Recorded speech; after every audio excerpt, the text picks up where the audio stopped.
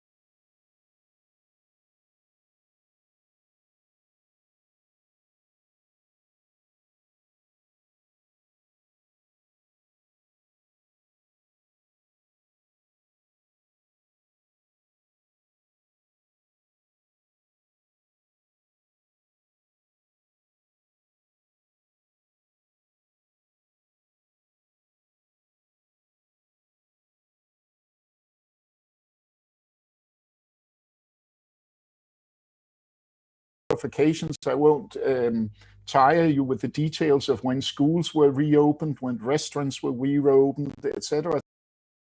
There have been a number of steps here, And we are actually surprised that none of these reopenings have led to a second wave. We see that the numbers are still declining in Denmark, although from the point of view of regulation, government regulation, there are very few measures in place. We still have border restrictions. We still have nightclubs and discos are still closed. Large gatherings now with more than 500 people are still, public gatherings with more than 500 people are prohibited, except for political demonstrations. But apart from that, life is, from a legislative point of view, life is fairly much back to normal. We can see that the behavior of people is not back to normal, but in terms of legislation, most of the drastic measures have been lifted, and still the numbers continue to decline, which is a partial surprise to us, but a positive surprise. As I said, I have been participating in this expert group here that provides advice to the health authorities and the government. Our main task has been to predict the effect of reopenings. We have employed a number of mathematical models. In this talk, I will not go in too much detail with these mathematical models. I'll rather give you an overview of our aims and objectives. But briefly, the main workhorse, which I will talk slightly about here, has been an ODE model of SIR type, so classical stuff. We have pursued individual-based models. We have done some time series analysis for estimation and prediction. We have done a rather careful study of flows of patients through hospitals of a survival analysis type. And then there have been various bits and pieces, statistical models and process studies to support this here. The workhorse, some of you have seen this slide before here, but nevertheless, the workhorse is an ODE model, which is essentially of SIR type, but as you can see for the diagram here, expanded with a number of additional states. And this here diagram represents a simplification on two accounts. First, we have worked, most of the time we are working with two age groups, younger, defined as below 60, and older, as defined above 60. And that's not visible in this graph, but we do have two of these graphs interacting with each other. And then actually each of these states, in particular the exposed state, is subdivided into 3 states in order to match empirical data on residence times.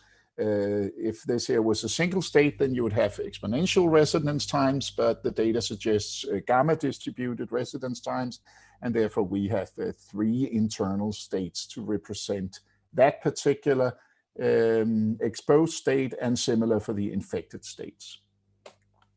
The main task has in providing advice to the government on this here has been to establish the contact structures. And by that I mean how many times do people in different age groups interact with people in other age groups, such that this may lead to a transfer of the disease. And that has been a very time-consuming and nitpicking job of predicting when we reopen schools, how many additional contacts does that imply between children in their age group, between children and students and their teachers, etc., etc. That has been a tremendously time-consuming job to do these predictions. Not sophisticated mathematics at all, but very important and, as I said, time-consuming. We base this on a British study because there's no data available from Denmark. So our models have been based on these two British, these two studies, which are in a British context, and then we have I would suggest 3 hours. Sorry, there's some noise on the microphone. Am I the only one? They would have to speak for the question. Okay, well, I'll just try to continue. A key thing, we are focused on two phenomena. The one is the spread of the disease in the society, which was given by this SEIR model with 2 stages, and then another which is the course of patients through hospitals.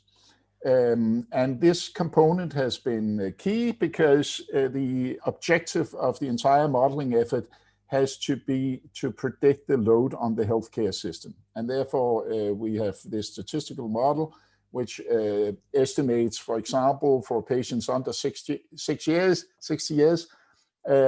with 6 days after hospitalization, how many of these patients are discharged, how many are in general wards, and how many are in ICUs.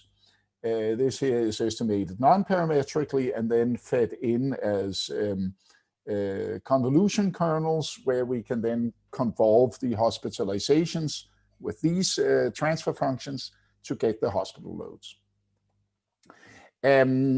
It's interesting to see how well we compared here. So this is the early results from our first report, which was published on April 2nd, so used basic data up to around late March, where we predicted that after the lockdown, we predicted that the curve would just be flattened. But as I said, the curve was not flattened, it was kicked.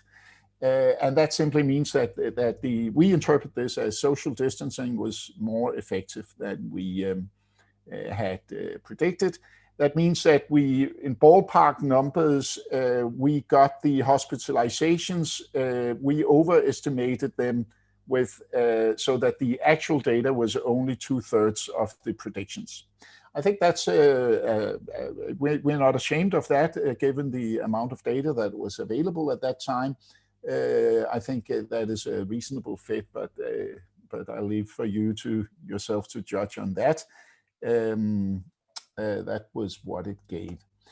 Since that, the following up has been to predict the consequences of various reopening scenarios. And this is from one report that we submitted to the government. There were dozens of these graphs here, so I'll just show you one of this because it's for the Danish authorities. The text is in Danish. Apologize for that here, but it has a base scenario, in this case here, of what would happen after early May if with no relaxations, and then with one scenario for relaxing or reopening reopening the society. In this case, it has focus on schools and restaurants. So this here if schools and restaurants remain closed, and this here if schools and restaurants were opened. And these predictions here were then used by the authorities to take in the political discussion between the government and the parliament on how to reopen society. It turned out that a major political debate in Denmark concerned the reproductive number, and that came as a surprise to us. We thought the reproductive number was something for the specialists deep in the engine room, but all of a sudden it was a political concern because the question was, how serious was the epidemic in Denmark and how effective were the measures in place? So here's an attempt that I did to reconstruct the reproductive number. It's based on a statistical model where I have a prior assumption that the reproductive number is a random walk. I introduced daily new infections as latent variables. They satisfy a stochastic recursion, which is parametrized by the reproductive number. I assume that the time between primary and secondary infections is known from clinical studies, as is the time from hospitalizations, from infections to hospitalizations. And based on that, this is then the Bayesian posterior, or the smoothing estimate of the reproductive number. And what we can see is a decline before the lockdown, but happening in the days before and after the lockdown, which essentially took the reproductive number from more than 2.5 and down to below 1 in a matter of very few days. And since then, the reproductive number has been largely constant despite reopening scenarios, which is a surprise, but there it is. We found that the reproductive number is leads to some confusion. So I'm actually personally a little bit annoyed with the reproductive number in the debate, because what we can observe robustly are exponential growth rates, daily growth rates. And when we try to illustrate that, here I have a graph where I show daily growth rates ranging from -10% per day to +25% per day. That's roughly the range that we have seen in Denmark.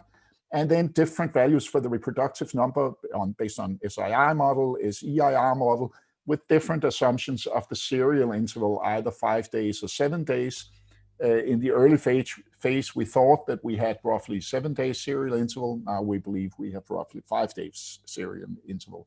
And as we can see, when the growth rates are high, as they were in the early phase of the epidemic, then these different model assumptions leads to quite pronounced difference in the reproductive number. And this is not a difference in the actual dynamics of the disease. It is just difference in model assumptions about how, in particular, the distribution of the time between primary and secondary infections.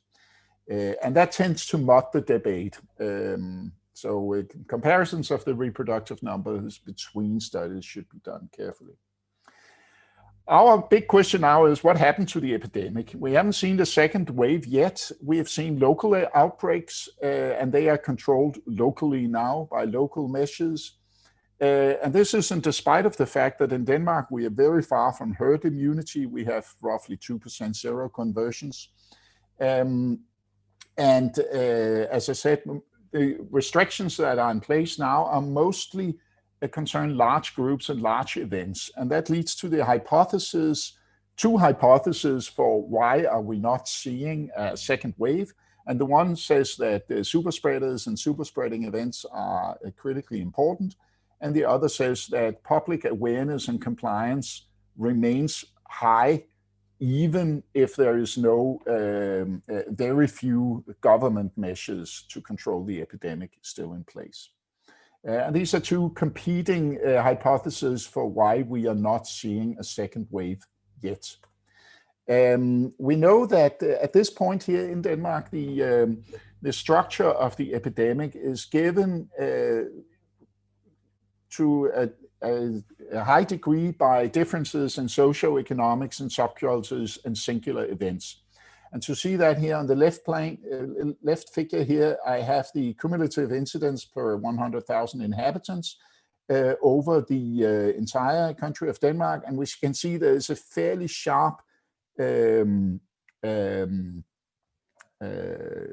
incidence in these western regions. This is west of the capital of Copenhagen.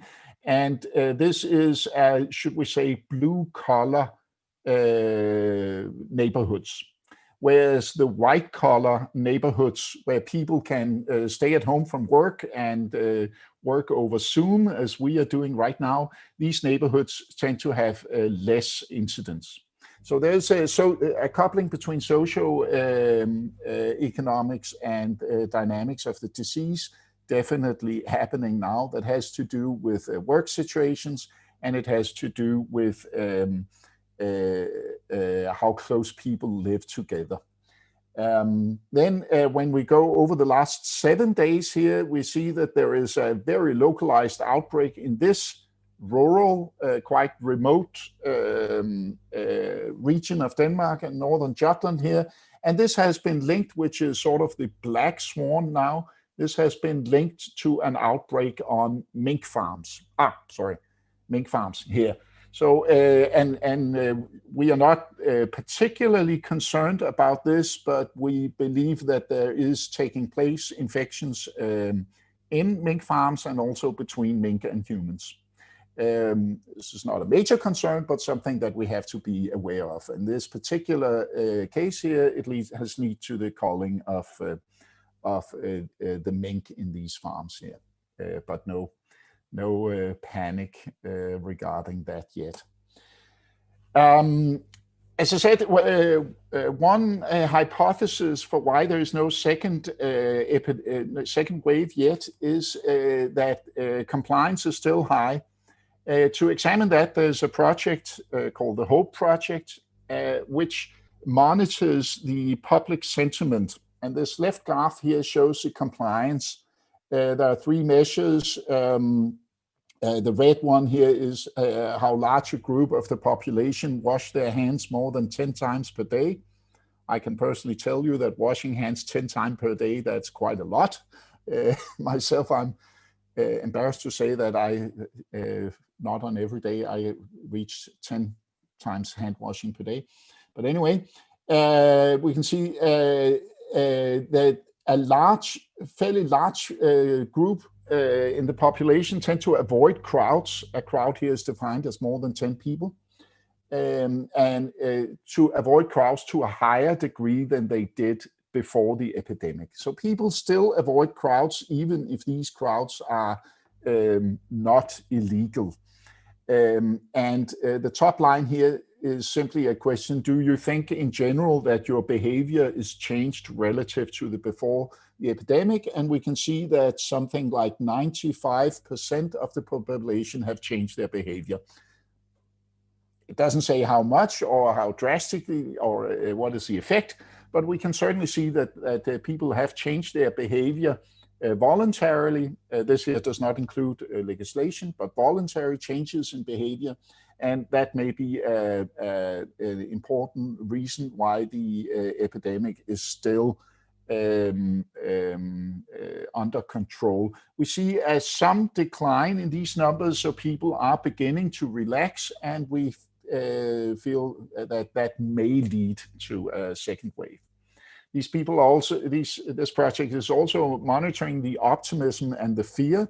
And we can see that the blue curve here is the fear among Danish citizens for the epidemic. We can see that in March, there was 85% were personally fearful of this epidemic, but that number is declining now. And the general sentiment in the public is that the situation will be under control. In particular, the optimism is also increasing, that the very large share of the population now believe that the authorities will be able to get the country through this crisis. So I think in the interest of time, I will skip that slide here. And maybe also this here was, I'll go through this rather quickly here. It was an attempt to discuss the role of superspreading and heterogeneity in contact rates. It is well known in the epidemiological literature, so this is not new, but just a well-known fact, that if there is heterogeneity in the population, that will lead to smaller overall attack rates than what an homogeneous, well-mixed population predicts. This is a well-established fact, and this here just shows that with high degrees of heterogeneity, so off the diagonal, we can have attack rates which are much smaller than the well-mixed assumption leads to. And it's not clear to which degree our society is heterogeneous, but it is certainly an effect that we believe is important. I think my time is up, so I will jump to conclusion now. In March and April, there was a sentiment of impending doom in Denmark, and now the sentiment is that this was diverted or at least postponed. We're all holding our breath, preparing for a second wave, both in the general public and also in the health authorities. And that means that now we are confident that it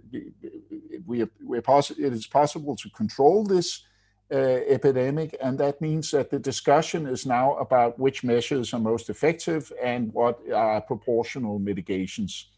In that, it seems that voluntary social distancing is more effective than we have thought. So the question now is, how to maintain voluntary social distancing without harming the economy too much. We have a hunch that super spreading appears to be central, so it will probably be a while before we are reopening festivals and etc. There is an increased awareness that this disease spreads and hits unevenly. We have all known for a long time about the difference in age structure, and we're also becoming increasingly aware of how social structure determines where the disease hits, in the case that some professions are hit harder than others. In particular, the less fortunate citizens are hit harder because they have to be out there and make a living despite the presence of the epidemic. And these differences in age structure and social structure between which determine the dynamics of the disease means that all recommendations must be country specific, so adapted to the age structure and social structure of the specific country. So that means that while I think it's of paramount importance that we exchange experiences and views between countries, we must be aware that what works in what is right for one country is probably not right for the other country. And with that, I conclude my talk, and thank you for your attention. Thank you, Uffe, if I may. It was a very interesting talk. We have a little time for questions. So Professor Kruger wanted to ask a technical question. So go ahead to. Okay, I just have a technical question and a comment. The technical question is just the contact matrix which you showed at the beginning of your thing. Is this from this Polymod panel in data survey, or have you your own? Okay, so it's from the Polymod. No, that's what it is, yes. Okay, fine. The second, I mean, just a comment on this super spreading and tail. I very much agree with what you said, that if you have individual heterogeneity in the reproduction number, what you see, of course, in the outcome, and I mean in the number of cases, is the mean effect. But if the distribution is heavy-tailed, then cutting the tail actually really reduces the mean very much, and that is precisely why having a lot of things still open, but just the heavy-tailed stuff closed, can really effectively reduce the things. And yeah, it would be nice actually to, I mean, if you add a continuous, it's not really just two groups. I mean, it's a little bit of continuum. And if you add it even in an ODE, you get a partial differential equation. And it would be nice, we do it on the micro-simulation model, but it would be also nice to study maybe extended partial differential equations having into account heterogeneity. Maybe. Yes, I think I totally agree, and I would actually love to do a specific talk on that particular subject. Right. So maybe we can follow up on that. We have monitored. Maybe. Can I just make one that takes me 30 seconds. Okay, go ahead, Phil. We have monitored here in Poland these little outbreaks because we don't have decline, and we see very much that it's driven by these larger events above 10, 15 cases. And we also estimated the serial number from the patient data, and it's between 5 and 6 in our cases. So very much in agreement with what you said. Mm-hmm. Okay, thank you. I have one comment. You say it's surprisingly effective, the lockdown. When you look at data from other countries, you see that immediately or very quickly after the lockdown measures, the growth rate of the confirmed cases has a kink, you know. Yes. So it's not. I'm not surprised that the lockdown is effective. No, I agree. What I'm saying is not that I'm not saying that Denmark is a singular case here. I think we're seeing the same in a large number of countries. What I meant was that when we were back in the days of in the middle of March, we had not anticipated that the lockdown would be so effective. I mean, maybe you had, but we certainly hadn't. We thought that this lockdown would reduce the reproductive number from 2.5 to maybe 1.2. And and if that was the case, we would have been happy, because then we would have a flatter curve. But we hadn't expected back then that it would actually cause the reproductive number to fall below 1. I was not saying that Denmark is special, just that it was rather a time. Yeah. Okay. Can you comment on the contact structure? Give us a few hints on that. Yes. As I said, the basic contact rates were taken from these British studies, the polymorph here, and then with an extra PPC. Yes. And then we divided that into, these contacts here are divided between professional contacts and family contacts and the spare time contacts. And then we began fitting with the Danish statistics for how many people, for example, when we reopen certain workplaces, how many of these contacts are then re-established. So that was how it was done. And this model here, as I said, only operated in 2 age groups. So we integrated over the age groups to find the total number of contacts within, for example, what we call the young group, those below 60. Okay, thank you. There are no other questions from the audience, so I suggest we switch. You become the chairman and I become the speaker. Okay, yeah, okay. Well, thank you very much then. Thank you for excellent chairing. And now I will try to return the favor and introduce Professor Jean-Guy Caputot from the National Institute of Applied Sciences in Rouen in the French province of Normandy. Jean-Guy works mostly on partial differential equations, if I understand it, linear wave equations and diffusion equations and inverse problems. Right. And now you are here to tell us about, let me see, your title here is Epidemic Model on a Network Analysis and Applications to COVID-19. So I'm looking forward to hearing that. And with that, I pass the baton back to you. Thank you very much, Uffe. So first of all, I'd like to thank the organizers, Matti and especially Danesh Patel and the University of Baroda for setting up this webinar. It is a very timely occasion, and if we have had the misfortune to be hit by the epidemic, and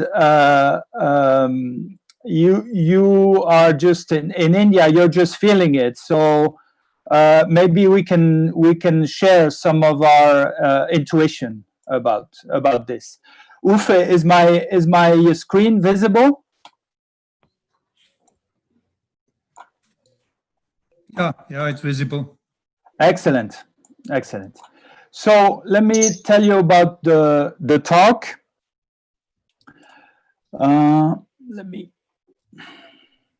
So this is more of an analysis talk. We started playing with a model, spatial model coupling SIR on a network. We started playing with this about 2 years ago with my colleague Arnaud Knippel, who does operations research in Rouen, and Fatima Mouatamid, who's a student. And we then the COVID-19 hit us, and we realized that we could apply this to it. And we're doing this with Bustamante Castañeda and Gustavo Cruz Pacheco, So Bustamante Castañeda is a student, and Cruz Pacheco is my colleague from Mexico. So the outline of the talk, I'll first run you through the data. Luckily for us, there's a lot of data available, and I encourage you to go on the websites and see what is going on in the other countries. So I'll tell you about this. Go through the model then. So basically it's SIR plus diffusion on a graph. And using this model, we can insist on it, flattening the curve. It's this green curve, the infected. When you reduce alpha, or if you reduce the contact, the R0, then what happens is that the infected curve goes down. You have less cases of infection. Okay. What's particularly interesting is that you can predict the peak of infection. This point here, which I call I star, and the value of S star at the maximum. Okay, as a function of I0, S0, the values at time 0. Okay, so now the data. Again, so the data comes from two main sources, the Johns Hopkins website and the Worldometer website. You see the number of confirmed cases, actually the death and recover, that for these early stages here it's the 1st of March. You see that it increases exponentially. Around the 15th of March, you see this break, and this break corresponds to the confinement starting, pretty much. Okay, you see the same in Italy. In Italy, it starts earlier, and the fit here with this green curve, this green line, is the exponential fitting. It's exponential 0.3 times the time. So clearly the lockdown is effective. Okay. So now when you look at the full data of the infected,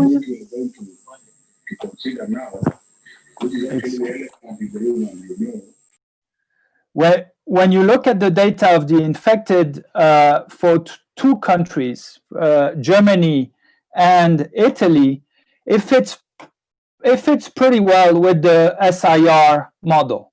Okay, in green here, you have an SIR model. These are the parameters, 0.32, 0.18. This is adjusted with the population. We have a multiplicative factor on the number of cases, and this is the pretty much the adjustment parameter. But you see that the numbers match pretty well. So these countries, they behave well in a way. Okay, then you have other countries, and I go, and you have unexpected behavior. So Spain, for example, this is the situation for Spain. So you see, it looks like it's going to a maximum here, then another maximum, and then it starts going down, then it goes up again. Iran is even worse, actually. You see that it peaks, and then second wave coming up. So the understanding, just using a simple SIR model, clearly doesn't work for these countries.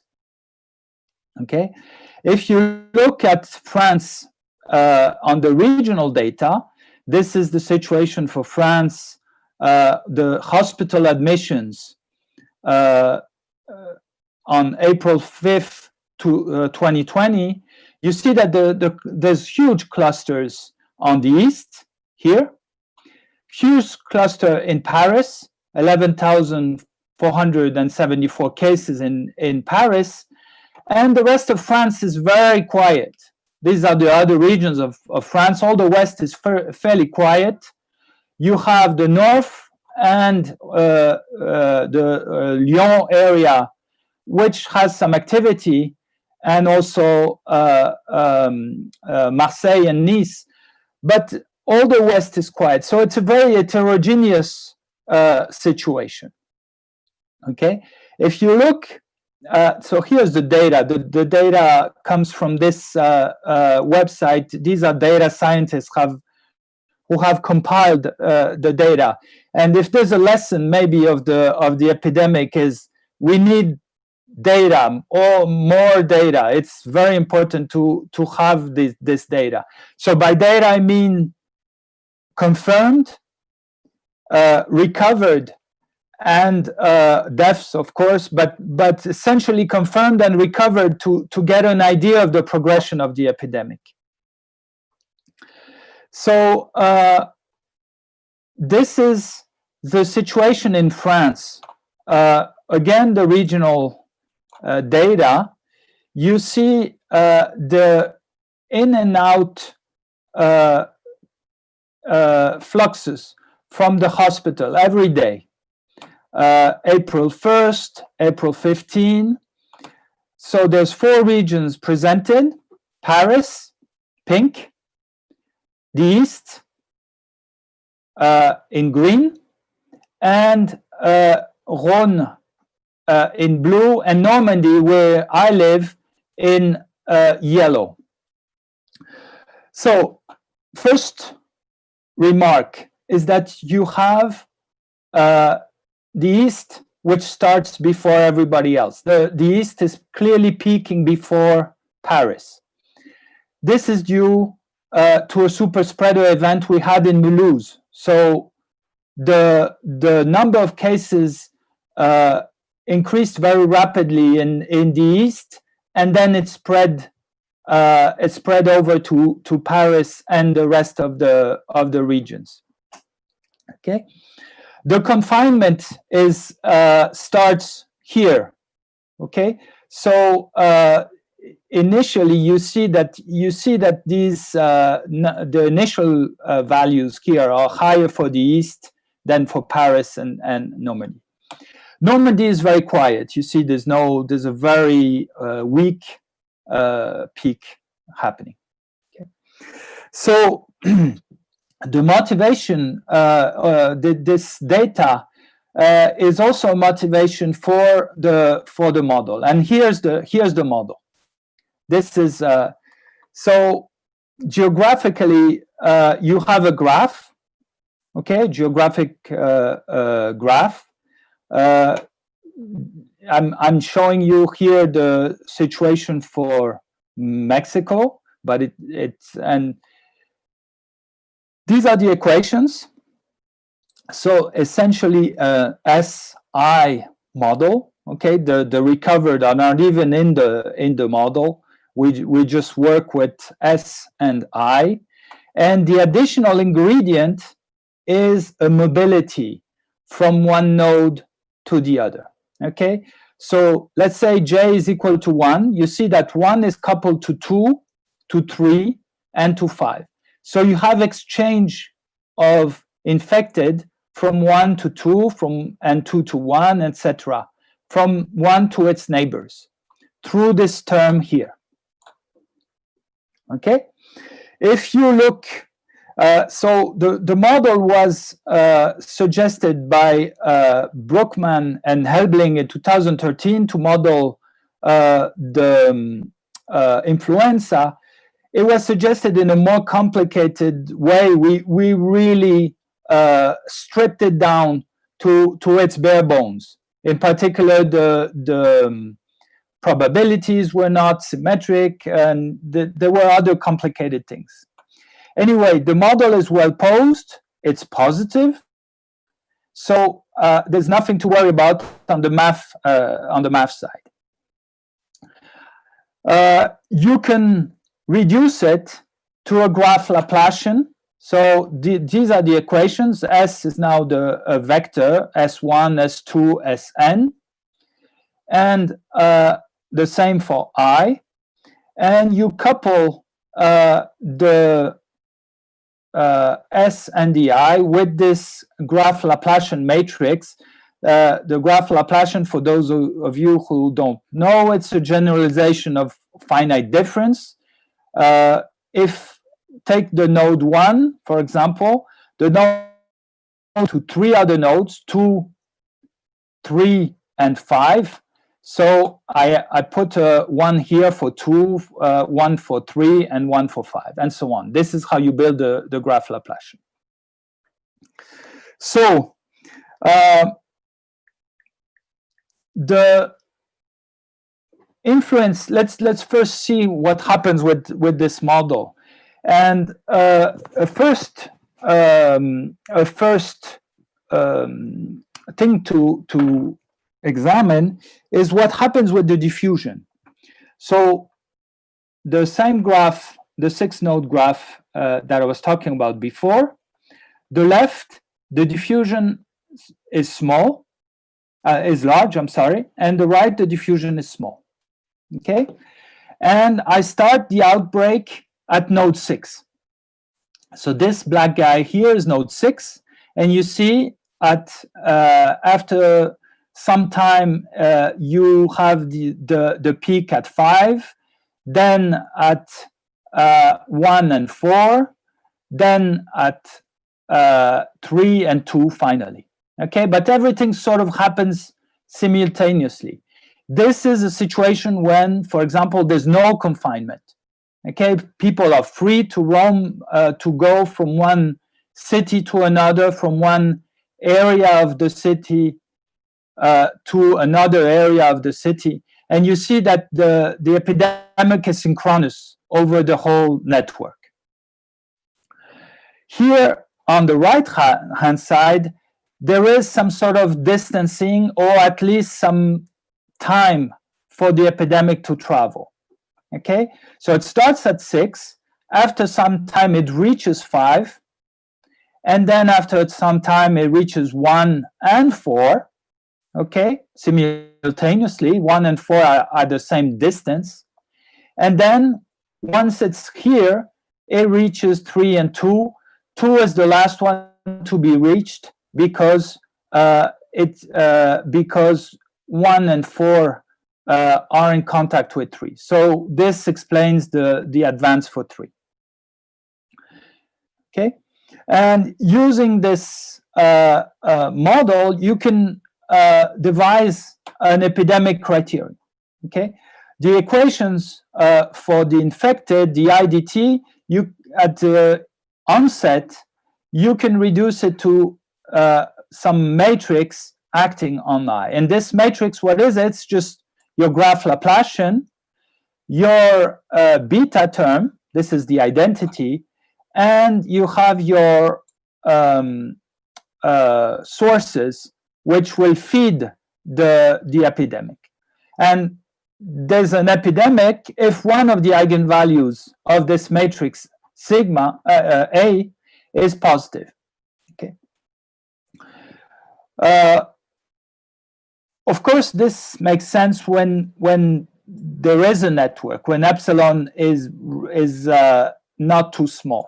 If epsilon is too small, then pretty much you can forget about the network, and each node develops independently. So using this model, we can devise some strategy to isolate. I should rather talk about isolation rather than vaccination. So you start with a homogeneous vector of infected. Every city is infected with the same quantity. And what do we do to isolate? We kill the reaction term at a specific node j. So we set Sj to be equal to 0. and we compute the eigenvalue. Okay, so in the absence of eigenvalue, in the absence of vaccination, the largest eigenvalue is 2.5 10 to the minus 2. Okay, when you start vaccinating, what do you see? You see that the small number of links for a node, the vaccination is not very useful. Okay, for if you isolate node 6 degree, which has a one link, then you reduce your maximum eigenvalue by a factor of 2. It's not very useful. If your degree increases, you reduce it a little more. And if now you work with large degree nodes, then you reduce very significantly your sigma, your epidemic. So what to summarize this slide, no vaccination, you have degree an epidemic, a sigma 2.5 10 to the minus 2. If you isolate a small degree node, nothing really drastic happens. You still have the epidemic. If you isolate a high degree node, then you can pretty much kill the epidemic on the whole network. So, and we can make this argument. We can prove this using the Rayleigh type arguments. So this was the situation in December, and then the epidemic starts, and this is when we start working on the COVID-19. And what did we do? We predicted the arrival of the epidemic in Mexico. So the graph here is not a geographic, not a road graph like it was for Mexico. This is more an airline route graph. In red, you have Wuhan. The other nodes here are the other hubs of the airlines, typically Beijing, Shanghai, Japan, Western Europe, the Eastern USA, the Western USA, and Mexico, which is more isolated than the rest of the network. So these form a complete graph, the first 6, and Mexico is more connected to the United States than it is to the rest of the world. So that's what we described. So what do you see? You see that the epidemic starts here in Wuhan, and then it reaches the complete graph simultaneously. So it reaches nodes 2 to 7, these guys here, and then after some time it reaches Mexico, 8. Okay. So what happens in January is that Wuhan is isolated. So Wuhan is just connected to Shanghai and Beijing. And this is why we cut all the other links, and the epidemic goes from 1 to 2, the other hubs in China, to the complete graph, the rest of it, and reaches Mexico a little later. Okay, and using this, we were able to predict the arrival of the epidemic in Mexico around March 20th, up to a week interval, and this was correct. So now let me give you some hints on confinement. There's 2 ways to do confinement. You can reduce the contact rate at a node, or you can reduce, in this model, the diffusion, the travel between nodes. Okay.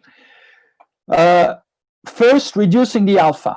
this is what happens here. So we're working with just one node, and we, at this time, t equal 30, we increase the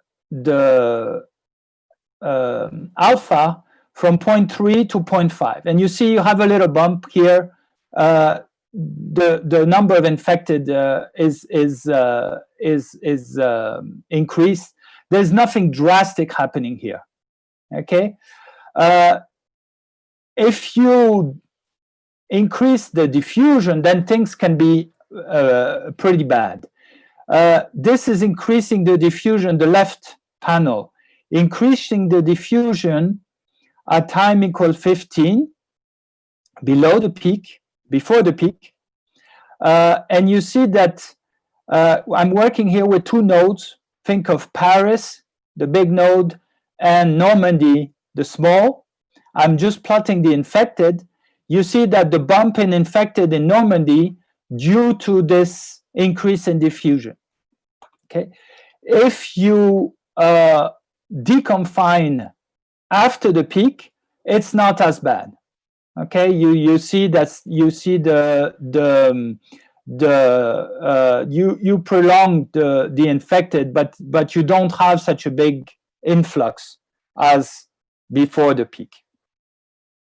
So these are my conclusions and some recommendations. We analyzed a model of epidemic, the essential ingredients, importation of infected, minimum number of parameters. We're working with data. We want to adjust the parameters to the data. So that's why we keep the number of parameters to a minimum. There's just 3 here: alpha, beta, and the diffusion. We generalize this epidemic criterion. We find that for large diffusion, it's best to isolate high-degree nodes. This study and also our experience suggests that we should confine early, use masks as much as possible. You should control the borders. You want to avoid influx of infected. You want to avoid super spreading events. And you deconfine after the peak, and you deconfine slowly. So these are the papers that are, so there's a paper on the archive. This is the analysis, and this is the more medical-oriented article that appeared. So thank you for your attention. Thank you very much. Let me see. Okay. Let me stop the sharing. Yeah. Pause share, stop share. Okay. Yeah. I think Professor Krüger, you should be allowed. You should ask your question here. Okay, I mean, thank you for the nice talk. What, according to your opinion, what are the high degree nodes for Europe now when we have borders open, either if you look at on the regional level or the country level? So you would let's say the regional level, the east of France, so Switzerland, Germany, the west of Germany, the east of France, those are the dangerous regions. They're super spreader. No. In Mulhouse, what happened in February 24 to 27, there was an evangelical reunion. This event caused most of the problems in the east of France. Right, but this is on the node level. I mean, this is within the node, the super spreading. This is, yes, yeah. But I mean, I'm speaking about the reduction of the I mean, reducing the contact of the high degree nodes. This is a little bit more difficult, I think, to maybe check the borders. Ask people, give questionnaires at the borders. Mm-hmm, mm-hmm. And be careful of clusters. I mean, these are the recommendations we were giving to the government of Mexico. Mm-hmm. You know, control the people coming in with cruise ships. Control the airports. You see, so yeah. This kind of thing. There are questionnaires. People have to cooperate. Huh? Mm-hmm. Thanks a lot. I ask to which degree do you have you looked at this as high population areas, big cities, metropolitan areas as nodes, and then the surrounding suburbs, rural areas as, should we say, slaves? Is that a useful picture of understanding this here, that the epidemic spreads in cities that are connected, and then from there diffuses to neighboring regions with less population density? You could say that, yes. Yeah, you can say that, because you see the capacity when I don't know if you recall the model. There's the Sj at node J is normalized by the capacity Nj of the node. So if we're talking a city like Paris or the region of Paris, we're talking 15, 20 million people. If we go to Normandy, we're talking 2 million, 3 million people tops. It's a factor of 10. Mm-hmm. So clearly there's we were very weary when they deconfined of the possibility of a lot of infected people from Paris coming to our region. Thank you. There's a question here from the audience.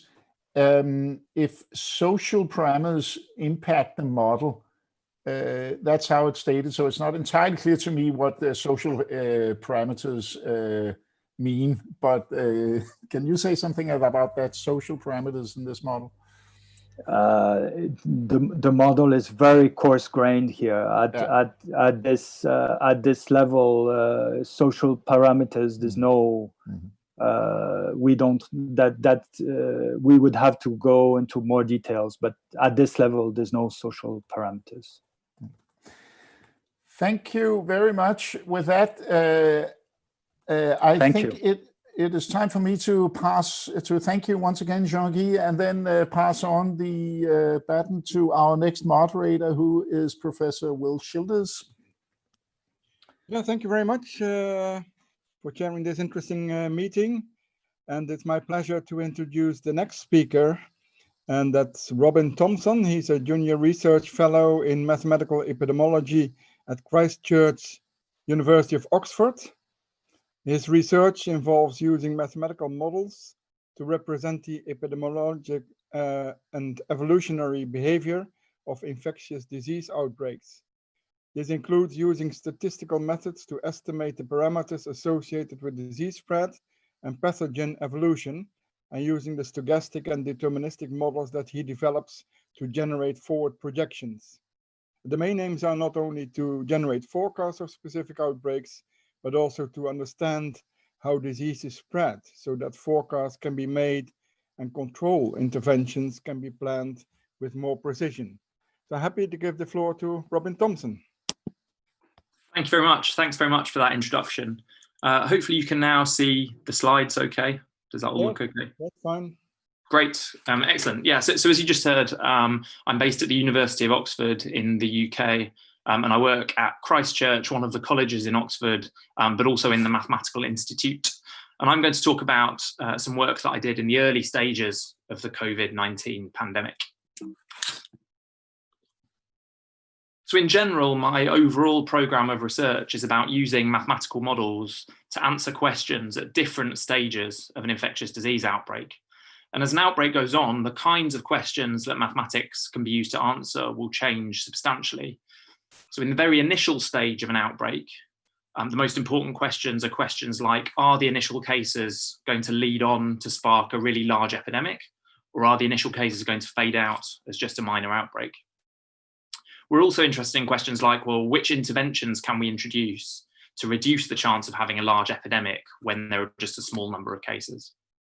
And then in the middle phase of an outbreak, when you know you've got a major epidemic, the attention shifts again, and it shifts onto questions like how effective are current interventions and how can we minimize case numbers during the outbreak? But I'm also interested in the ends of epidemics, and this is something that perhaps is less well studied. Questions like how should interventions be lifted? And questions like, if we haven't seen any cases for the last 10 days, let's say, then does that mean that the outbreak's over? Or could the outbreak be persisting in individuals that aren't reporting disease? And again, mathematical modeling can be very useful to answer those questions too. So I'm going to focus mostly on those two initial stages now, the beginning of outbreaks and then the middle phase of infectious disease outbreaks too. So I'm going to start by talking about the very beginning of an outbreak and assessing the risk when you have a small number of cases that a major epidemic is going to follow. I'm going to talk about that generally in the context of infectious diseases, so not specifically about COVID-19. But then after that, I'm going to talk about an application of the underlying methodology to COVID-19, and in particular, an application that I did right back in January. And then after that, I'm going to go on and talk about how the kind of main mathematical modeling framework that I'm going to present can be extended to more complex models, so to include more complex features about disease spread through populations. And then after that, I'm going to change tack slightly. I'm going to talk about the middle phase of infectious disease epidemics, and again, work that we've been doing for COVID-19 about estimating disease transmissibility, specifically the reproduction number, or RT, and how that fluctuates through time. And then again, I'll talk about how the basic model for estimating the reproduction number can be adapted to include more detail in the models too. So that's the plan. So for the first half of the talk, the main question is, well, when a pathogen first arrives in a new host population and you see the first few cases, are those initial cases going to fade out, or are they going to lead on to a really large epidemic? And so this is an example. This isn't for COVID-19, this is for Ebola. So this is historical Ebola epidemics and the number of individuals that were infected in each of those historical outbreaks. And this is right up until the 2014 to 16 major epidemic in West Africa, the largest Ebola epidemic in history. This is all of the outbreaks of Ebola before that. And so what happens is, well, Ebola survives in animal populations, it comes into humans every few years. And when it comes into human populations, one of two things happens. Either you get a really large epidemic driven by sustained person-to-person transmission. So that was what happened in Uganda in the year 2000. You can see this outbreak here went on to cause 451 infections, so a relatively large outbreak. But then in the same country 4 years earlier, again, the Ebola virus came into human populations, but there was a very small outbreak. There was an outbreak in which there were only 2 infections. Those 2 infected individuals recovered or died without passing the virus on to anyone else. And so what you saw is just a minor outbreak rather than a major epidemic. And mathematical models can kind of mimic that behavior. So if you imagine running a stochastic simulation of a model like an SIR model, this is a stochastic simulation on the right, run using the Gillespie stochastic simulation algorithm. What I've done here is I've just run one epidemic, and if you do that once, then you might see an outbreak that looks like this. If you run another outbreak, you might instead see something that looks a little bit different. So it might look like the blue, but qualitatively, this is exactly the same. They're kind of the same outbreak, but just a very slightly different sequence of random numbers determining exactly when infections and recoveries occur and in which order. But if you run a third outbreak, so again, under absolutely identical conditions, then you might instead see an outbreak that looks like the red line here. The first infected host has recovered without transmitting to anyone else. And so instead you get this kind of minor outbreak with only 1 infection in it.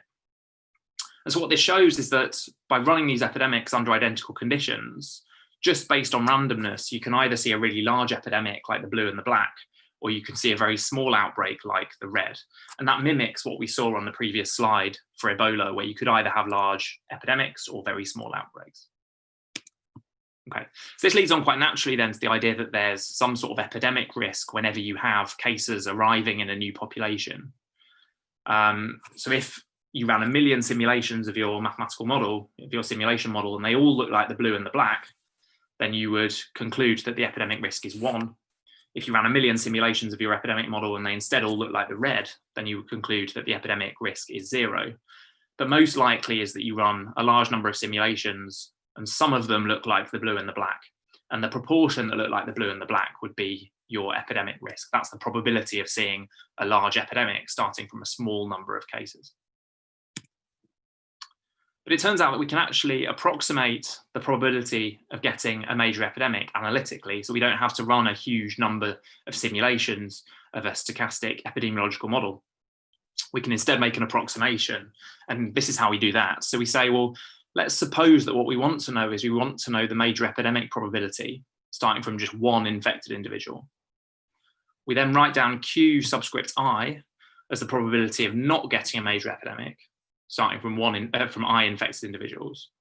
So then Q1 will be the probability of not getting a major epidemic starting from 1 infected individual.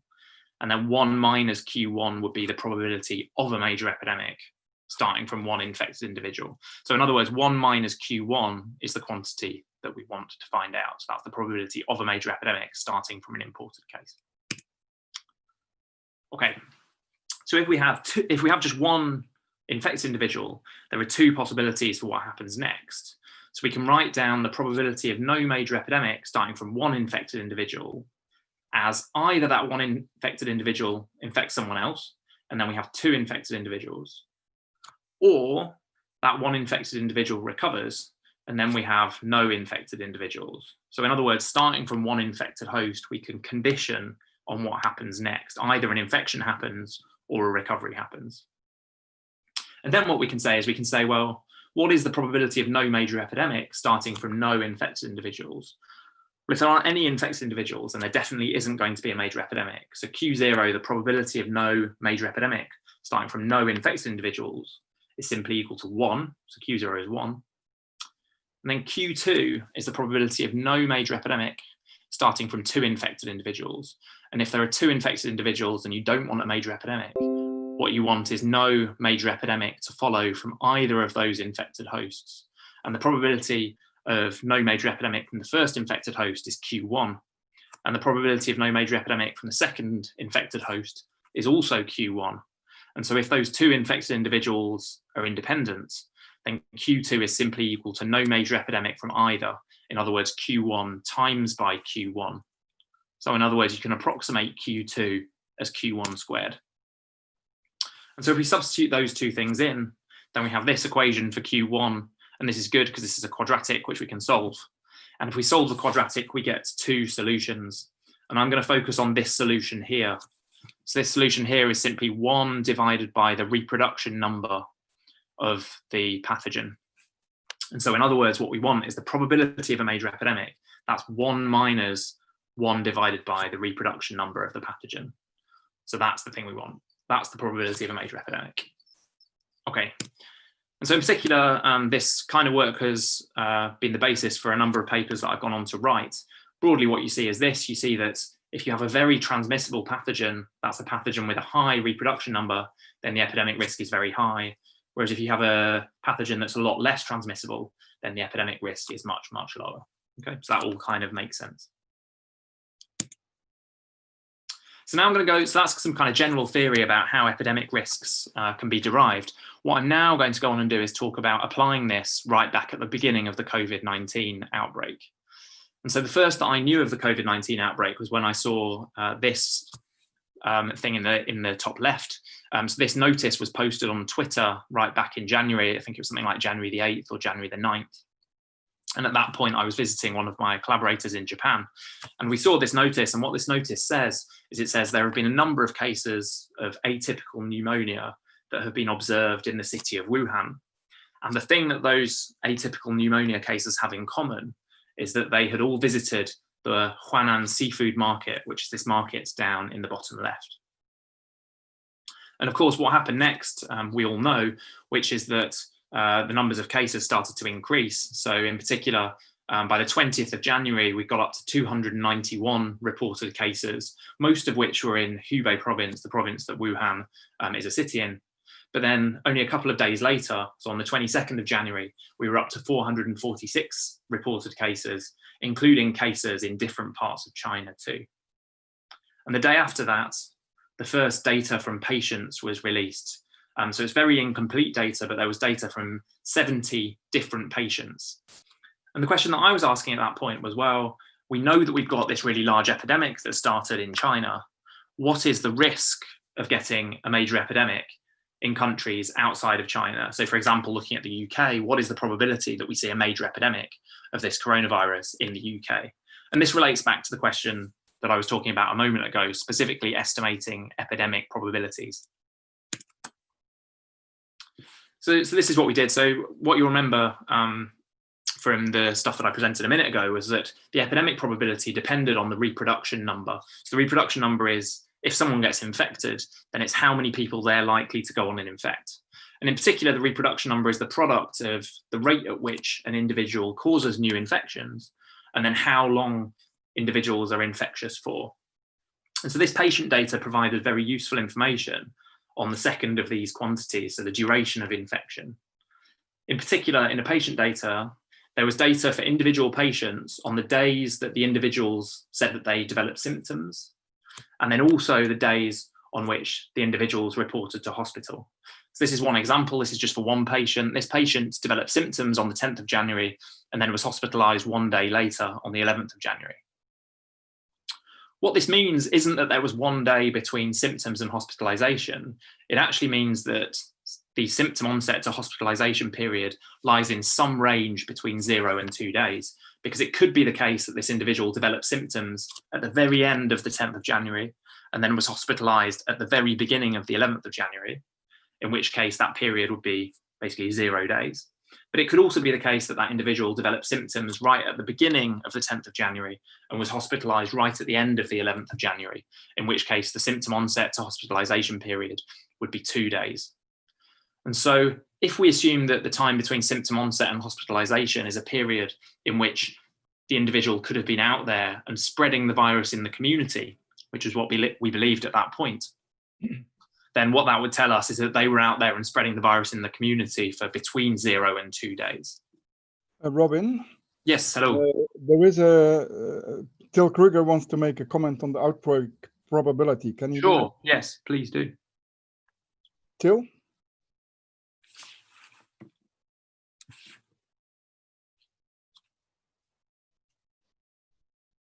Till, please go ahead. I have to mute. Sorry, my microphone was muted. Oh, okay. Yeah, just a small comment on this outbreak probability Q1, which you had at the beginning shown, right, as a function of R1. I mean, this SRR model, I mean, there's a huge literature on that topic, and mostly discussed in the context of random graphs, actually.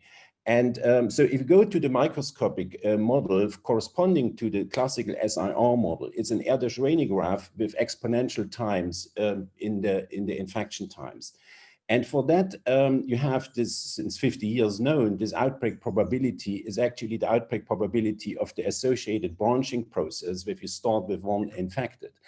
And the equation is a nonlinear equation. And what you have written down is the first order approximation if R1 is if the reproduction number is small, so close to 1. And then it comes precisely to the formula you have there.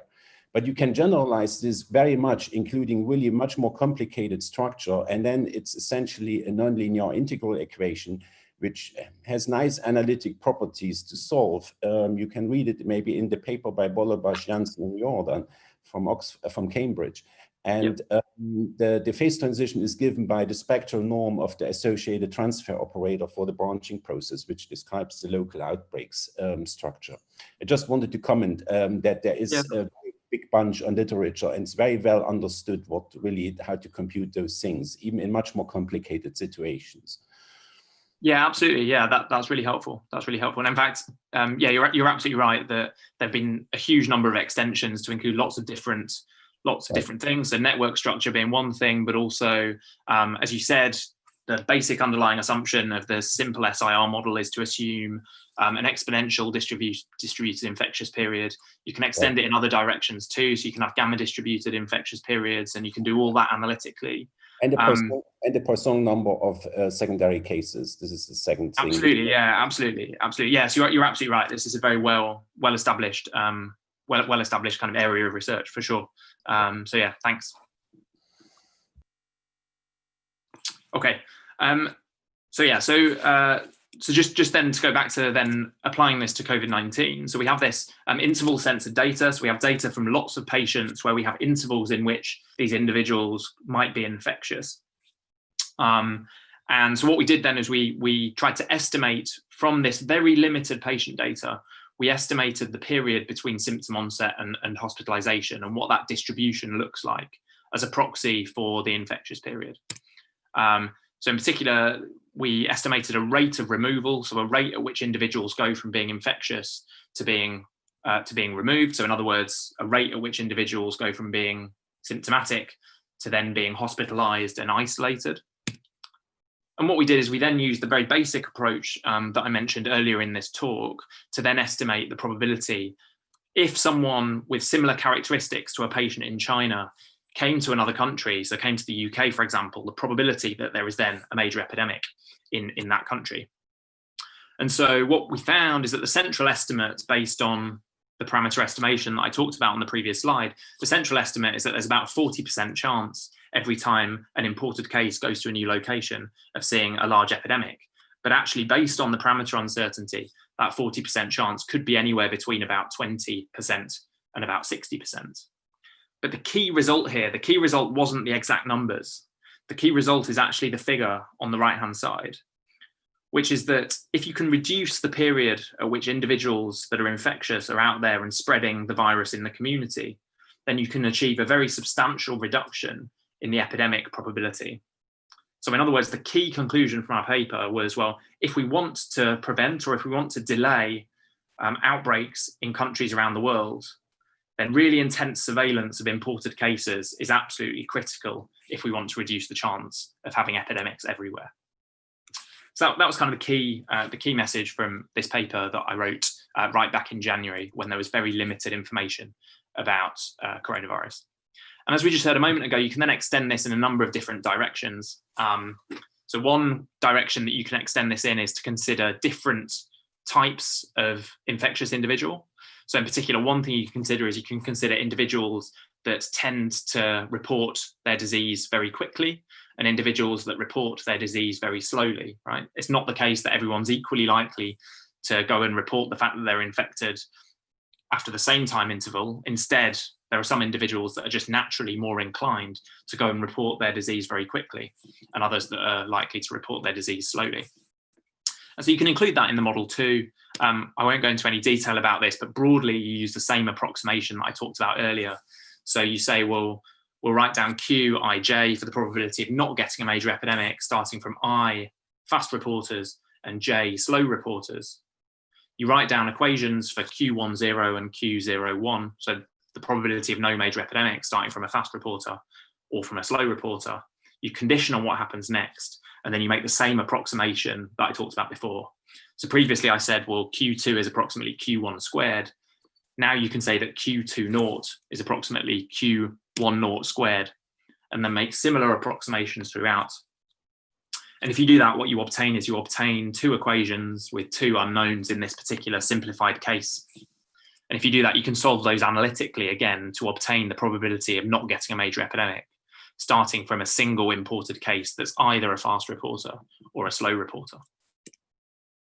And so we applied this again to data from Wuhan, and we saw broadly the similar results. So the main result again is this figure on the right, which says that there's a pretty substantial probability that an imported case will drive a large epidemic. But if you can reduce the period that individuals are out there and transmitting the virus in the population, well, then you can achieve a very substantial reduction in the epidemic probability. So again, the key thing here is to be really careful and to implement intense surveillance of imported cases if you want to have any chance of stopping outbreaks in countries worldwide. So that was what I was saying back in January. Some other work that I've done, so this is not specifically again for COVID-19, but an extension of the same idea is that you can extend it to any arbitrary number of groups. Again, like we heard earlier, there are a couple of different ways that you can do this. One way to do it, though, is exactly what I've just been talking about, which is you basically partition individuals into groups. You then write down an equation for Q1, 0, 0, 0, 0, 0, Q0, 1, 0, 0, 0, 0, Q0, 0, 1, 0, 0, 0, 0, and so on. You then make the same approximation. So you say that your Q2s look like Q1 squareds.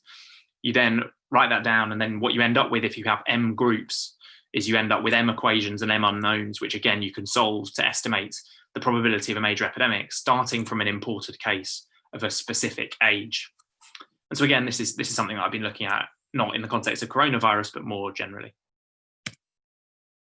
Okay, so that's kind of the first part of the talk. So the key summary here is that we can use stochastic compartmental models to estimate epidemic risks. We can generate those analytically and we can adjust them in real time. And in particular, we can use epidemic data. So data like the line lists that became available from Wuhan in the early stage of the COVID-19 epidemic to generate epidemic probabilities. And we can extend that in a number of different ways to include additional model complexity. And I've just talked about a couple of examples just here. Robin, you've got about 5-6 minutes left. Okay, perfect. Yeah, no problem.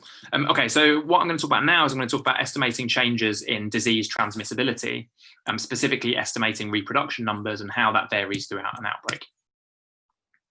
So the key question here that you might want to ask is, well, how effective are current interventions and which interventions are most likely to minimize case numbers? And so the central question, though, then is being able to estimate transmissibility when you put in new interventions. So in other words, given some case numbers, how has disease transmissibility changed, and therefore how effective are current interventions? The reason I want to talk about this briefly is that not only did we develop an underlying mathematical framework for doing this, but we also developed a software application just here. And this software application has been used in countries around the world for COVID-19. So there are two key quantities here. The first one is the reproduction number and how it changes through time. But the second key quantity, which is perhaps less well known, is the serial interval. So the serial interval is the time between successive cases in a chain of transmission.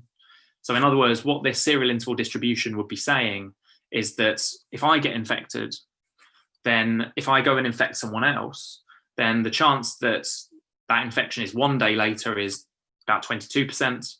The chance that that infection is 2 days later is about 35%, and how it changes through time. 3 days after quantity, which is perhaps less well known in the data set, is the serial interval. So on. Right, so the serial interval is the time between successive cases. So what you can do is you can construct a very simple simulation model if you know the reproduction number and you know the serial interval distribution. So what you would do is you would say, well, to work out how many cases there were on this day, you would simply look at the number of cases the previous day, say that each one of those previous day cases will infect RT individuals on average, and that a proportion W1, so the serial interval after 1 day, will be cases that occur on day T.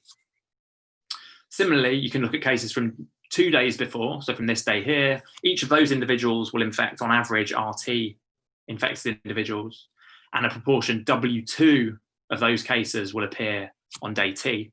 And you can basically sum back over all of the previous days to then get an expected number of cases on day T, given the cases that we've seen previously. And then what we can do is we can say, well, if we assume that there's a Poisson distributed number of cases on day T, we can then write down an expression for how many cases we're likely to see on day T, given the number of cases that we've seen previously and given the reproduction number. And the reason that that's useful is that what we actually want to know is we actually want to know the probability density function for the reproduction number given the number of cases we saw on day T, right? We don't want to know the number of cases we see on day T because we know that, that's our data. We instead want to write down a probability density function for the reproduction number. And so simply, we've got the expression from the previous slide, and if we apply Bayes' rule, then we get a probability density function for the reproduction number given the number of cases we saw on day T. This is just the concept of a likelihood. And so this is okay. We can see data every day. We can see the number of cases we see every day, and then we can generate equivalent reproduction number estimates.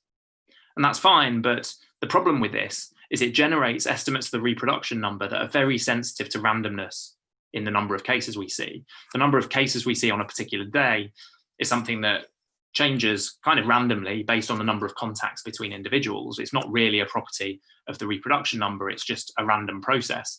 And so if we estimated the reproduction number in this way, we would see wildly fluctuating estimates of the reproduction number. And so the solution to this is instead to consider constant reproduction number estimates over time windows. So you assume that the reproduction number remains the same over a time window between day t minus tau and day t.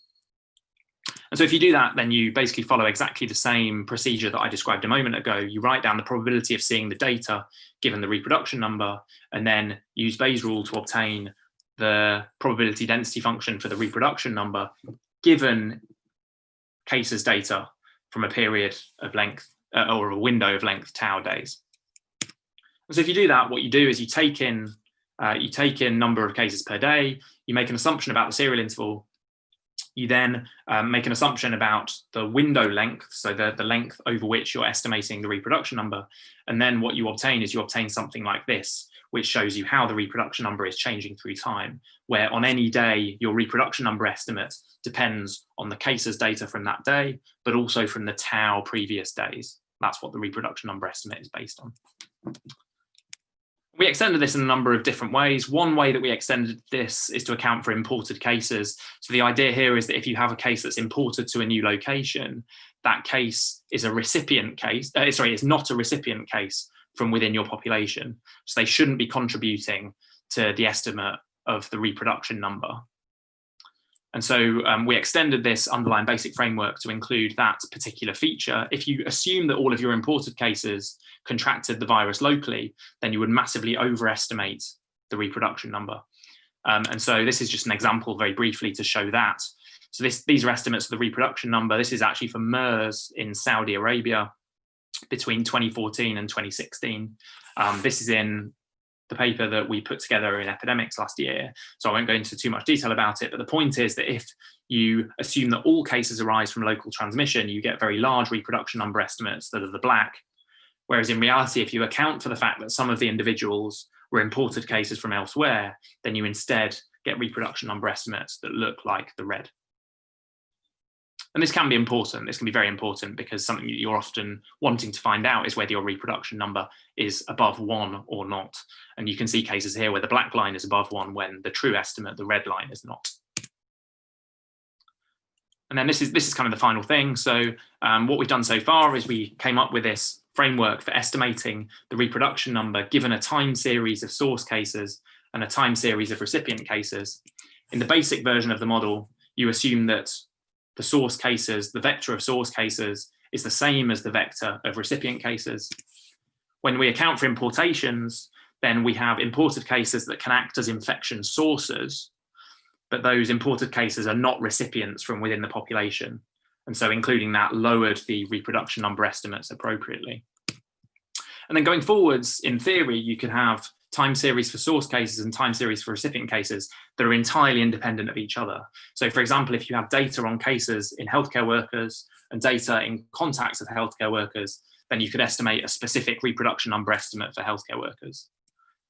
Similarly, you might have a different reproduction number for imported cases compared to individuals that contracted the virus locally. An imported case might be more likely to be aware of the fact that they may have been infected elsewhere, and as a result, they may have a slightly lower reproduction number than local cases do, and you can include that in this underlying framework too. So I'm going to stop there and just say finally, so parameter inference is very useful for estimating reproduction numbers in real time. This approach has been used, and in particular the software app and website that we developed has been used worldwide for COVID-19. But I think a really important open question going forward is, well, how different are reproduction numbers between different groups? What is the reproduction number in healthcare workers compared to in the rest of the community, for example? So I'm going to stop, say thanks very much for listening. Thanks to Danesh for setting this up and for the opportunity to give a talk. Thanks. Okay, Robin, thanks very much for your very nice presentation. And there are some questions, I think, and Till is the first one to pose a question. Yeah. Till, please. Thank you very much for the very nice talk. You mentioned at the very beginning that you had also done some study of how the things ends. And if you go for in the subcritical domain, so assuming you're subcritical, I mean, I found it a little bit surprising that there is very, very little in the mathematical literature on really extinction time in the subcritical case, even as just one paper on Erdős-Rényi models with exponential distributed serial intervals. But if you have more general distributions or more general graph structures, it's really almost nothing really on the mathematical literature known here. And differential equations model are somehow not giving you the right thing here because they have problems with small numbers and they don't get the stochasticity in and they go really down to zero.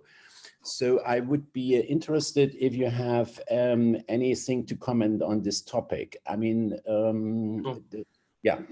Yeah, sure. So I think you're absolutely right. I think you 100% have to be using the sort of stochastic analog of the differential equation models.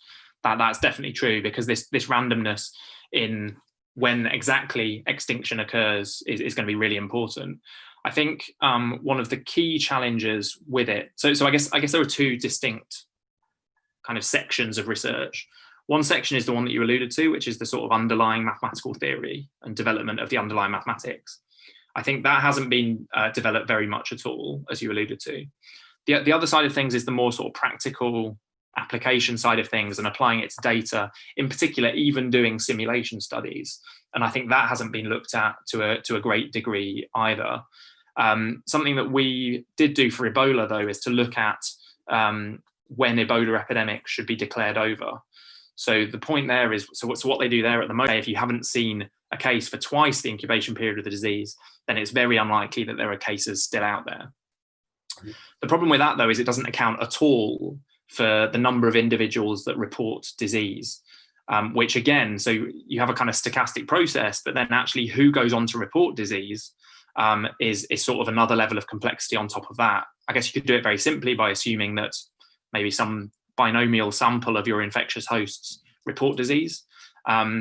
That's one way that you can do it. Otherwise, you can set up a compartmental model in which you have non-reporters and you have reporters. And again, there's some probability when an individual becomes infected that they're a reporter or a not reporter. And you can run simulation studies using models like that.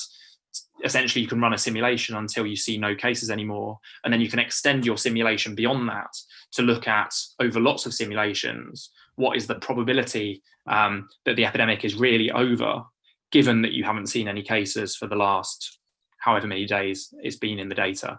That side of things has been developed a little bit more. So I wrote something on that last year, published in Philosophical Transactions of the Royal Society B. But that was really a very basic simulation-based framework. I think developing the underlying mathematics a bit more. Robin, there are more questions. So.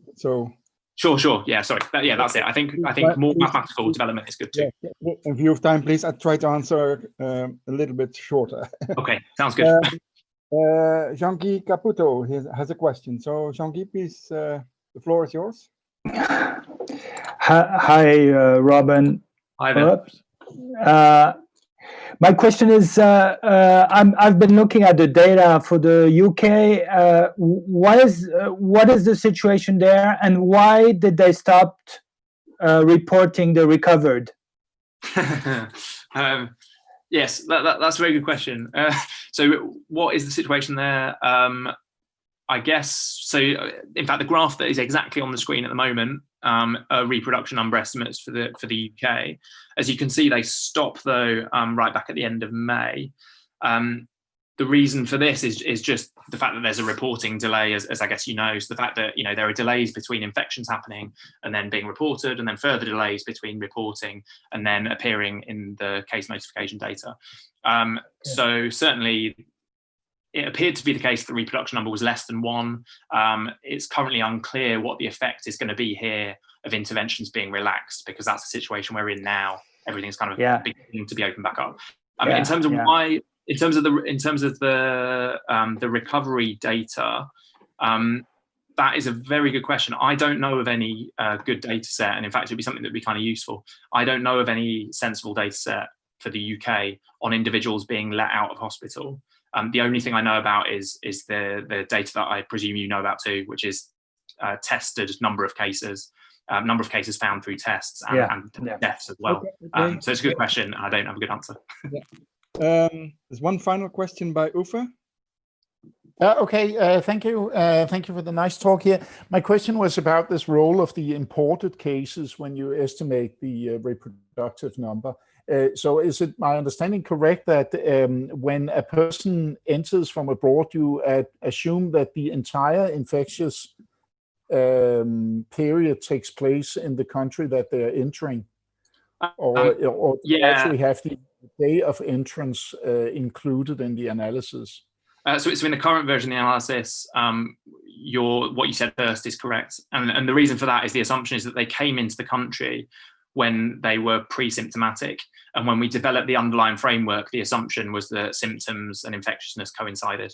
Obviously for COVID-19, that may not be the case. And so that will be a very sensible extension of this work. Okay, thank you. Sure. Okay, Robin, I think time is up. Thank you very much for your contribution to this webinar. And thanks very much. Thanks for the invitation. Yes, and I think I hand over to the next chairman. And that's going to be me, Matti. So, Dr. Betty Nanyonga, are you around? And please open your microphone. Betty, can you hear us? Yes, I can hear you, Prof. Thank you. Thank you. Okay, so I have the pleasure to introducing next speaker, which is Dr. Betty Nanyonga from Uganda, from Makerere University. Uganda is a country of 40 million people, and Makerere University is a great university there. And Betty has been working on biomathematics, epidemiology, and many medical issues. And right now, she's also serving in the Uganda Scientific Advisory Committee on COVID-19. She has made major contributions also on the gender equality issues in Africa. So you're very welcome to talk here. And she also has a very timely topic, and she's talking about the misinformation spread. So information spread and misinformation spread. So welcome, Betty, and the floor is yours.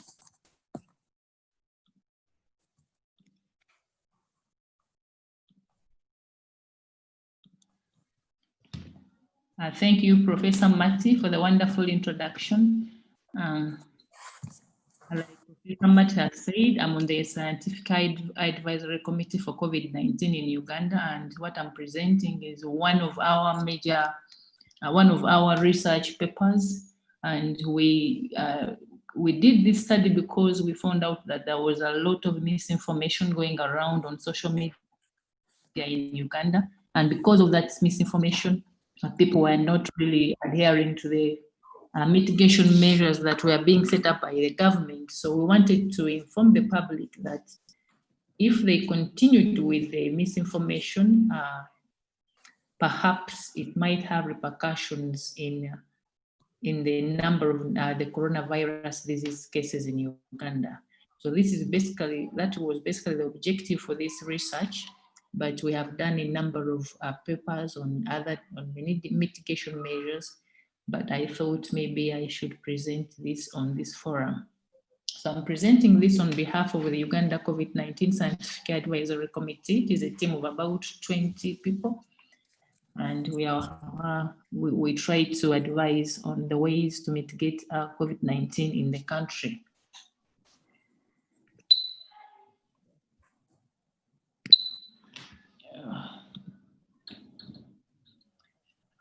So briefly, the abstract was misinformation had shaped the perception during COVID-19 outbreak in the country. And many people in the country thought that it was a bioweapon, it was a hoax, and it heightened anxiety often produces fearful rumors. So there were lots of rumors going around on social media and online mostly on treatment, local herbs used to treat coronavirus. We had people cutting trees, we had people self-medicating. So we thought that maybe we should try to inform the public and tell them how that it is very important for them to adhere to the Ministry of Health guidelines. So the major question we had was, how does misinformation affect the disease spread, specifically in Uganda, because we used Ugandan data to fit to the model that we used. So at the moment, as of June 18th, there are over 8 million confirmed cases in the world, over 440 confirmed deaths in 216 countries. But for Uganda, we have 732 confirmed cases, and at the moment, no death, but we have about 500 recoveries.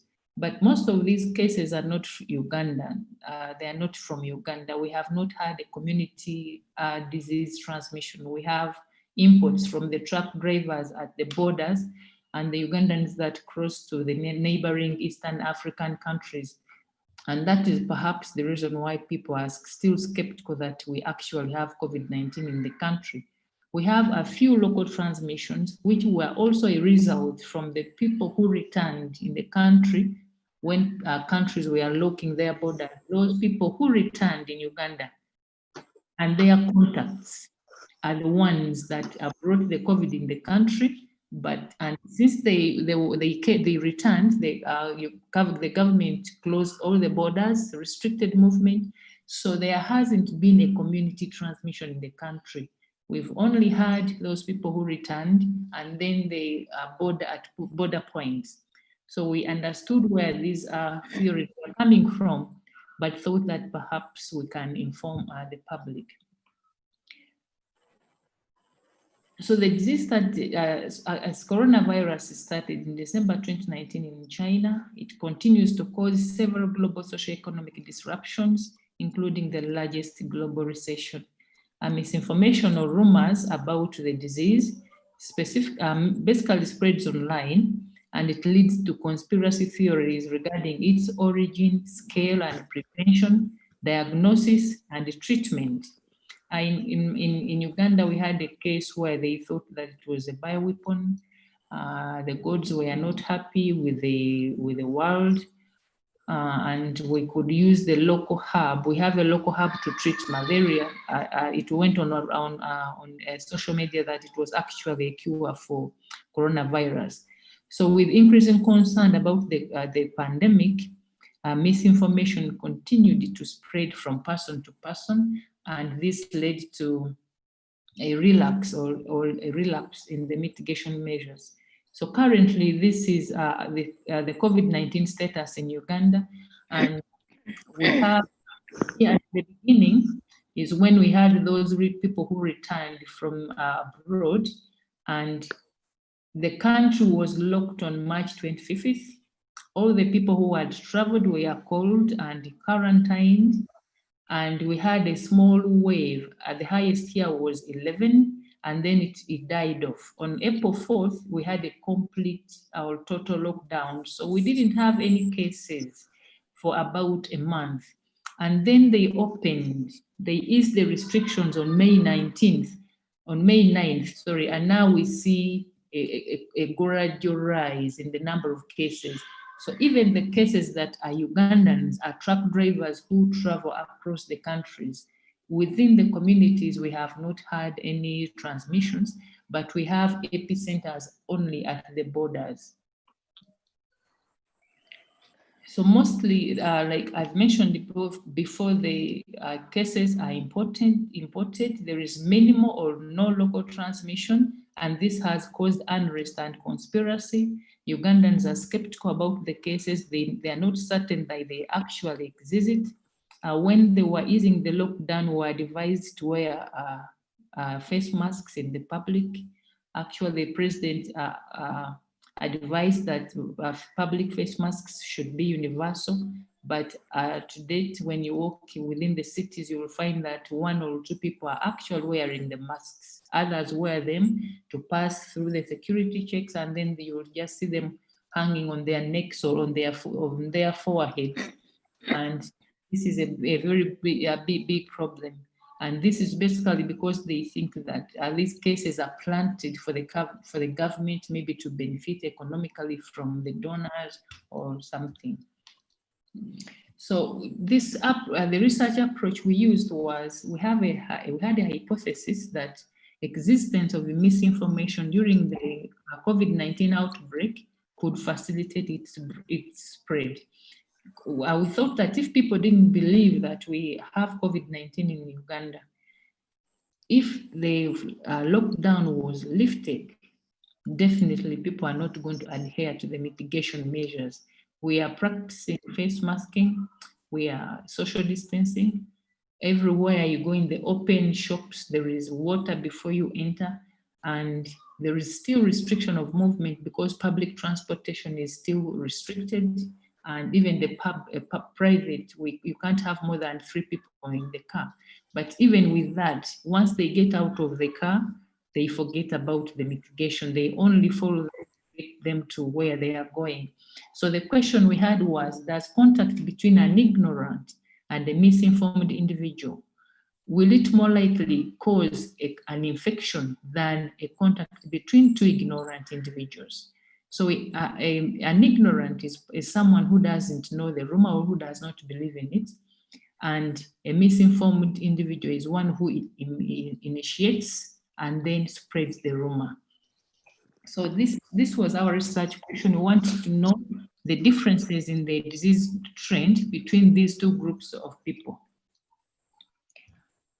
So analogies between spreading of coronavirus and dissemination of information are proposed to describe the growth and decay of the actual spreading process. So we assumed that the way the rumor spreads is similar to how a disease spreads.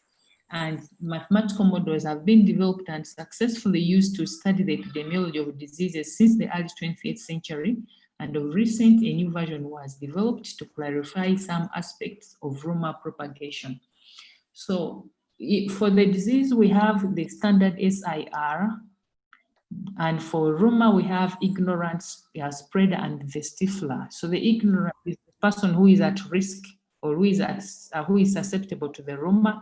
The spreader is the initiator and the one who forwards it to other people. And then the stifler, these are the informed people about the dangers of this disease, and it includes the health personnel. So the mathematical techniques familiar in mathematical epidemiology are the ones we applied to analyze the infodemic. So the model used in this analysis is susceptible, infected, and removed for COVID-19.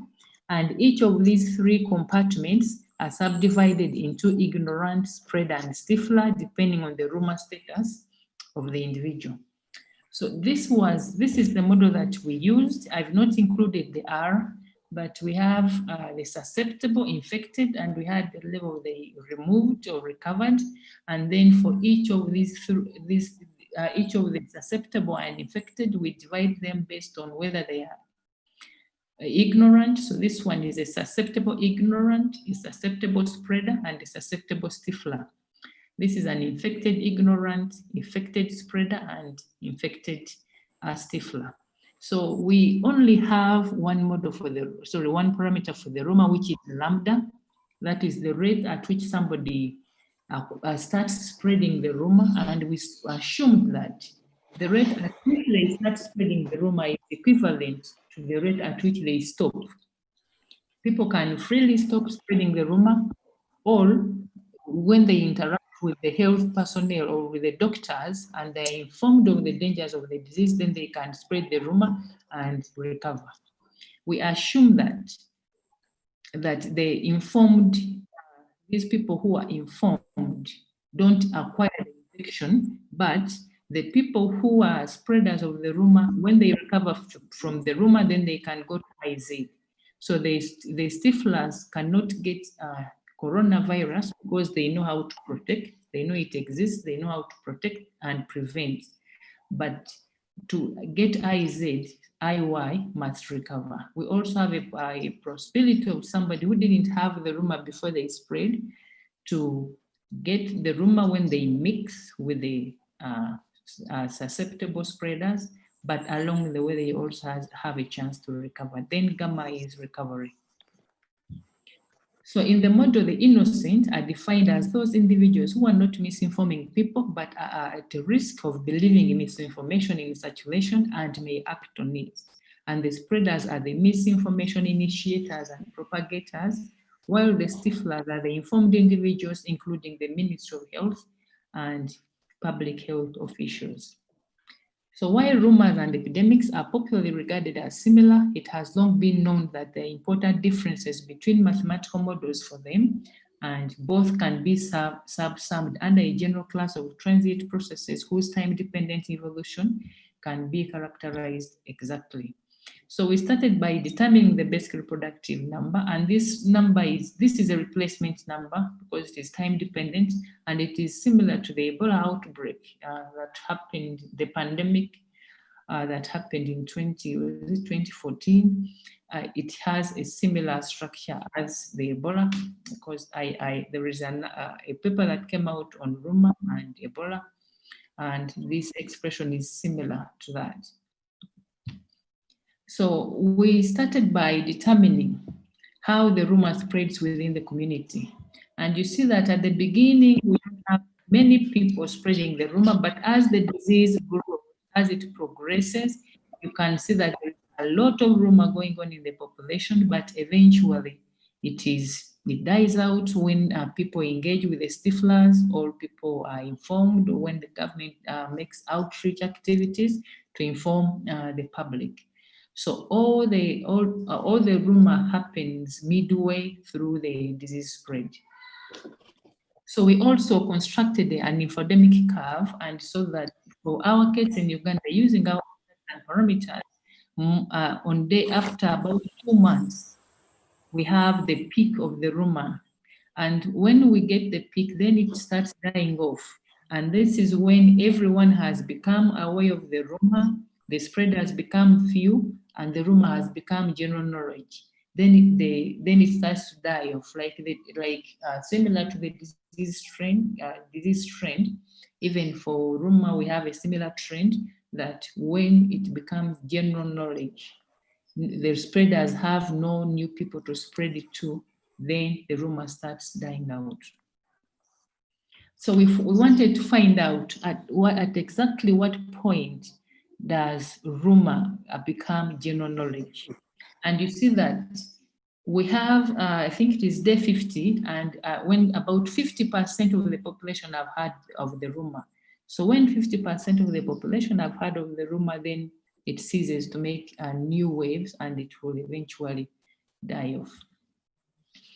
So we also simulated the effective replacement number. So this is basically effective reproductive number, so effective reproduction number for the rumor.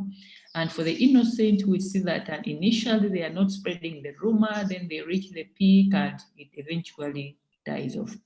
The spreaders will continue spreading until there is an intervention, or when the rumor becomes general spread, and you see that the stiflers eventually stop the rumor. So then we wanted to know, if we have, how does the initial number of spreaders affect the disease outcome? We started by ratios.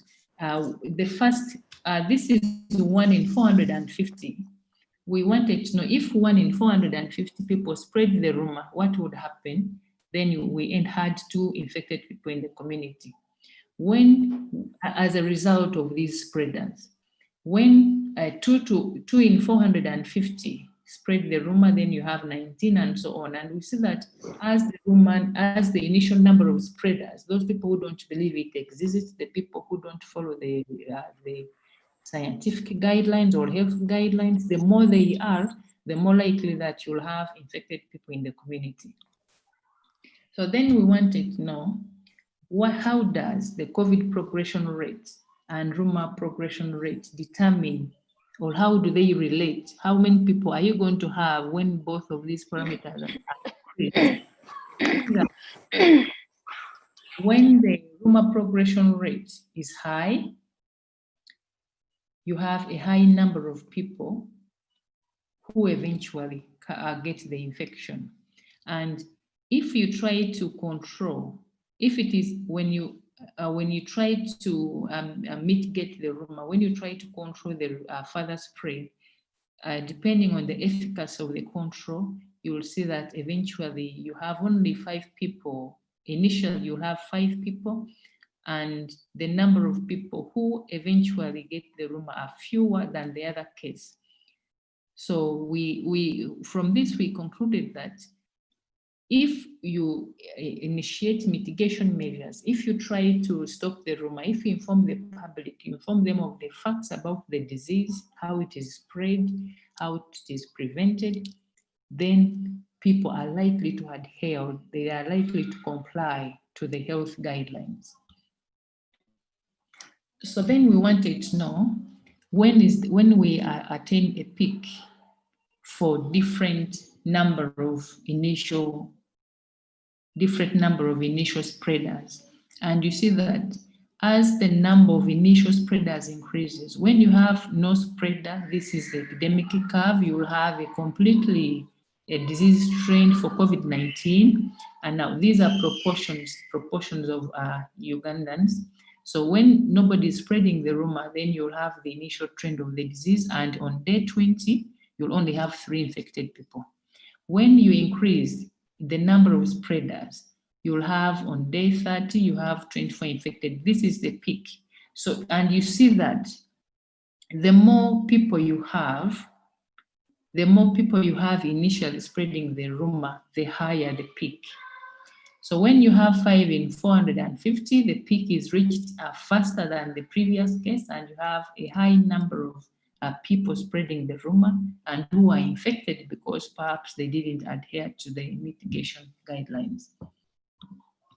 So then we wanted to see the relationship between the cumulative number of cases, because we have the transmission probability that is a function of the cumulative number of cases. The higher the cumulative number of cases, the more likely people will listen to the health guidelines, and perhaps then the more likely you will have reduced number of contacts. So up to this curve was generated up to May 25th, and we wanted to know when we have 100% people spreading the rumor, what is the cumulative number of cases? So we tried to fit the infected rumor spreaders data to cumulative to see if we can have a relationship between the two, and that is this curve. And from this, we could tell that when you have this number of cases, you should expect this proportion of people spreading the rumor, or the other way around.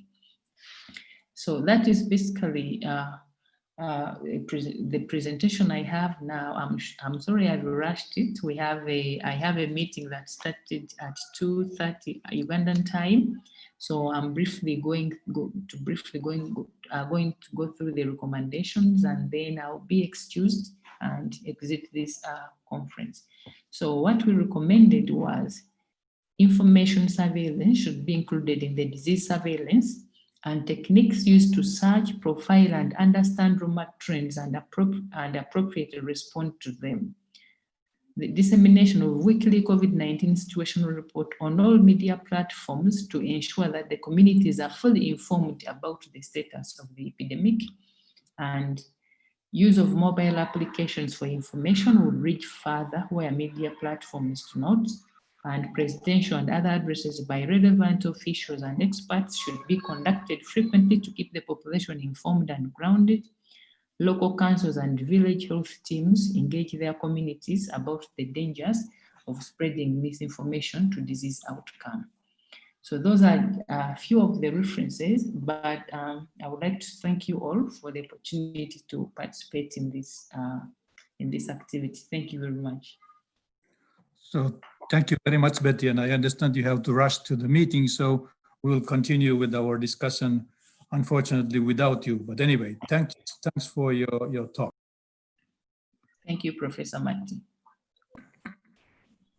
So now the floor is yours, dear participants. Anyone who has something to comment on Betty's talk, please, now it's the time.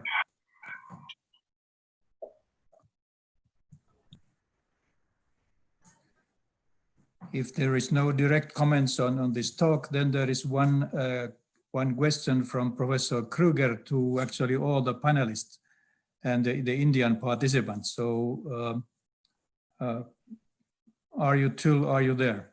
Yes, I'm here. This is a little bit related to this kind of rumors which spread around. I mean, as you said, one rumor, for instance, very prevalent here in Poland is that 50% of the population believes indeed, according to our studies, that the virus escaped from a biolab in China. But in India, I heard a strange comment from a colleague of mine from Kharagpur IIT, that many people in India are not afraid much of the coronavirus because there is a belief that India has so many diseases that that they are somehow already immune against this kind of stuff. And I just would like to know what the Indian colleagues here on the panel think about this, if this is really just a private opinion of my colleague or whether this is indeed, according to your views, a common belief, which would be, of course, bad.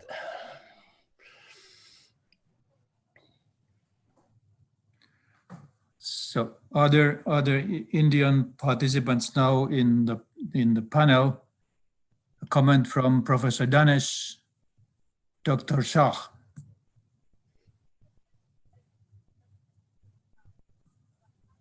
You are obviously, the microphones are silent. So Danesh, can you comment on this question of Professor Kruger?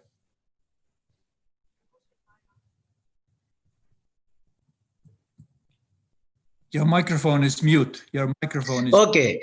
So can you hear me now? Yes, Basically, what happened that actually it is some kind of rumors also, but now people are much more aware in all rural areas as well as in urban areas. So they are taking much care of it, and they understand what exactly going on. So some kinds of rumors may be there, but exactly now people are much aware. That's what I would like to say. Kruger, are you? Is there a social panel study going on in India about, I mean, how much people are afraid of the virus and things like that? Do you do some kind of stuff? Yeah, I mean, people are afraid, but now they are settled properly. They are very settled. They understand the situation now, how dangerous it is. So people are taking much precautions about it, sir, according to me. Mm-hmm. Yeah. all right. It's a pity that Betty had to go, because I would like to ask her and also our panelists, what is your forecast for countries like Uganda, who seem to have very little reported cases, no deaths so far? Does this mean that these countries are simply so far behind the development in this epidemic? So, for instance, Jean-Guy Caputo, who you predicted the arrival of the epidemic to Mexico, what would you say about the African countries?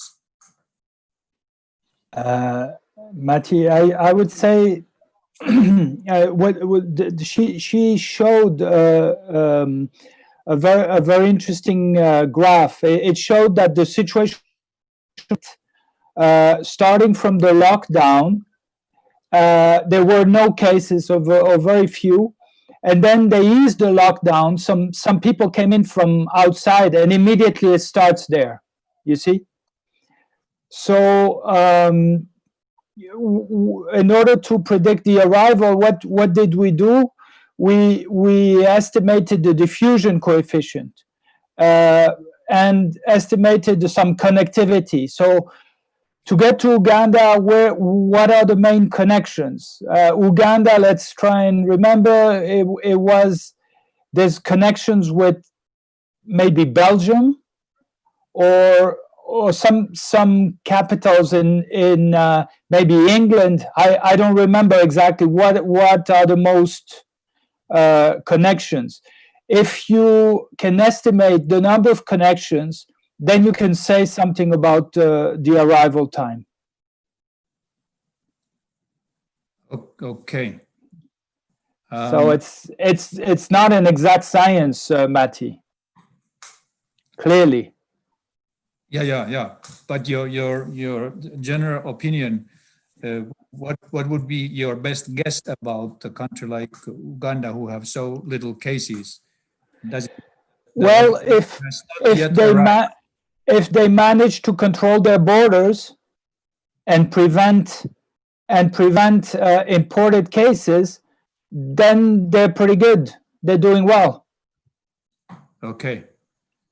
Maybe that the main ports of entry are the truck lines from neighboring countries, so that might be one for the virus to enter. Anyway, are there any other questions? If not, we maybe go forward. Matti, maybe I would like to add a comment on Josephine's talk. I mean, on Betty's talk. Sorry, I think she's very right about the data issue and the information of the population. It's very important to have websites that give the data precisely, that even if there are some mistakes, but that clearly there is a will of the authorities to be transparent about that. Yeah, it's very important. Yeah. This information and misinformation is also a common problem all over the world, and it was extremely important that Betty brought this up. Yeah. Okay, so I think now we are ready to pass on the task to actually Jean-Guy. You are the one. So thank you, Matti. So the next talk is by Josephine.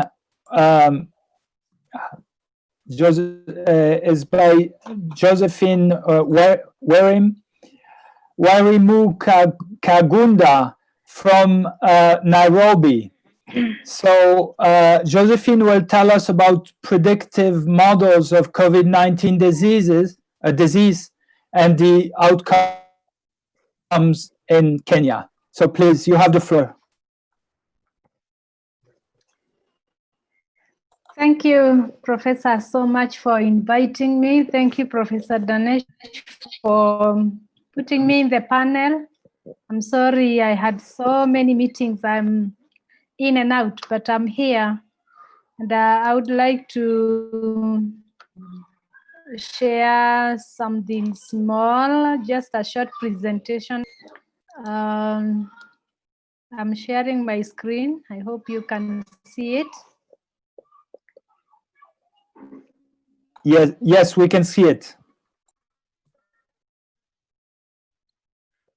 Yeah, so I want to look at the importance of mathematical models, especially from this pandemic that has hit us very hard when we were not prepared. Somehow we thought it will not come to us because it was so far in China, but because of the air transport and the connection of business and social interaction between the world, the disease came, and we reported our first case in Kenya in March this year. So just a bit of introduction, the search for knowledge, and especially science intervention in cases where we have a disease that has a lot of uncertainties. The mathematical modeling, what is called as mathematical epidemiology, or the study of infectious diseases, has come in very handy to explain what the future would look like, and various inputs would give what kind of prediction, so that we can be able to help also the healthcare workers to prepare adequately. So we have been in a panel and ad hoc committees and consultation groups, so that we can be able to understand the disease and then be able to put the understanding in mathematical language and in equations so that you can be able to do proper modeling and also give some report that can be able to guide the next steps. So the computation of the basic reproduction number, as we know, would help us to know how many cases are resulting from one primary case.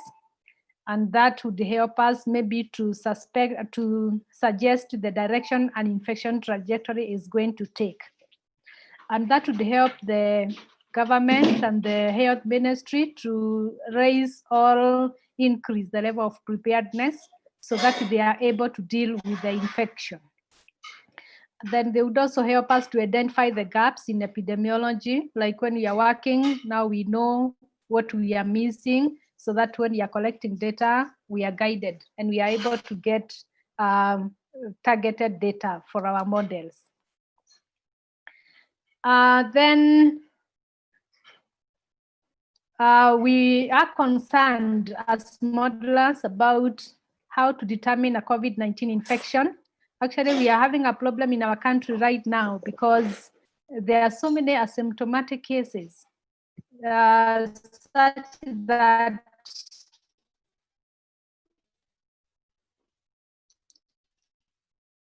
there are so many asymptomatic cases, such that we are not able to really tell who is infected and who is not. And because of the deficiency of determining who, confusion with other diseases, for example, typhoid, malaria, and other, for example, sanitation issues that have the kind of the same symptoms in COVID-19. Then we would like to identify the factors that are driving the infection locally, because the setting and context of our communities are slightly different from those ones in developing and developed world. And we would also want to predict the direction the trajectory will take in the near future. Maybe also to determine the time it will take and how it will, how much effort would help us stop new infections. And we would also like to measure which interventions makes how much difference. So finally, as modelers, would like to find ways of communicating our results in a language that is understandable to all, so that we can be able to help our communities. So each model can have some kind of unique classes, or you can be able to cluster your population depending on your importance. And we say that we have critical computations that we can be able to do. Concern now locally for the COVID-19 disease is the probability of infection.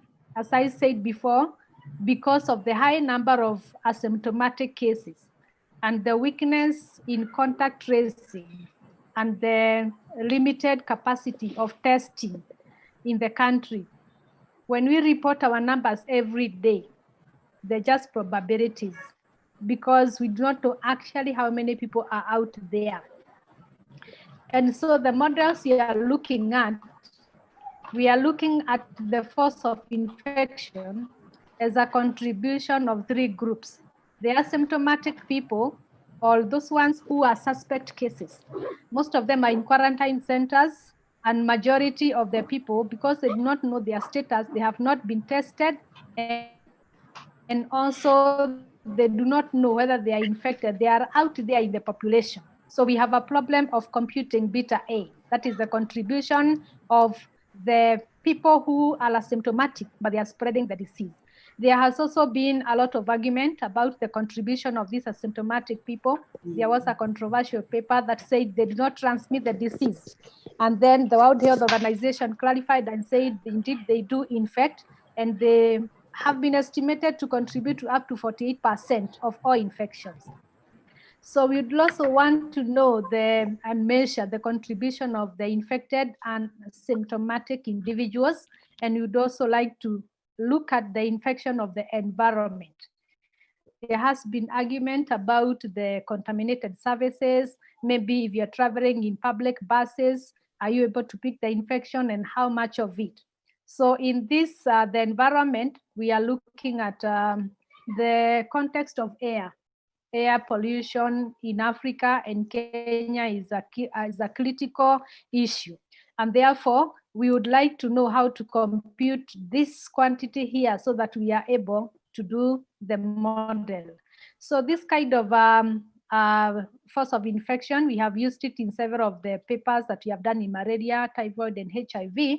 And we would also like to maybe like estimate what value it would take in the new COVID-19 disease. So what we have seen in Kenya is the report that we have about the cases that we are cumulatively accounting for right now. We have a total of 4,044 cases. That was as per yesterday evening, the report that was given by the Ministry of Health. So we had 184 new cases, and that was the highest since we started doing the testing in the last 24 hours. Out of these 4,000 cases, we have male accounting for 2/3 of the population, that is about 2,778, while the female patients are 1,266. And then we have 107 people who have died. That was as at yesterday. Then we have the distribution of the disease in Kenya. As you can see,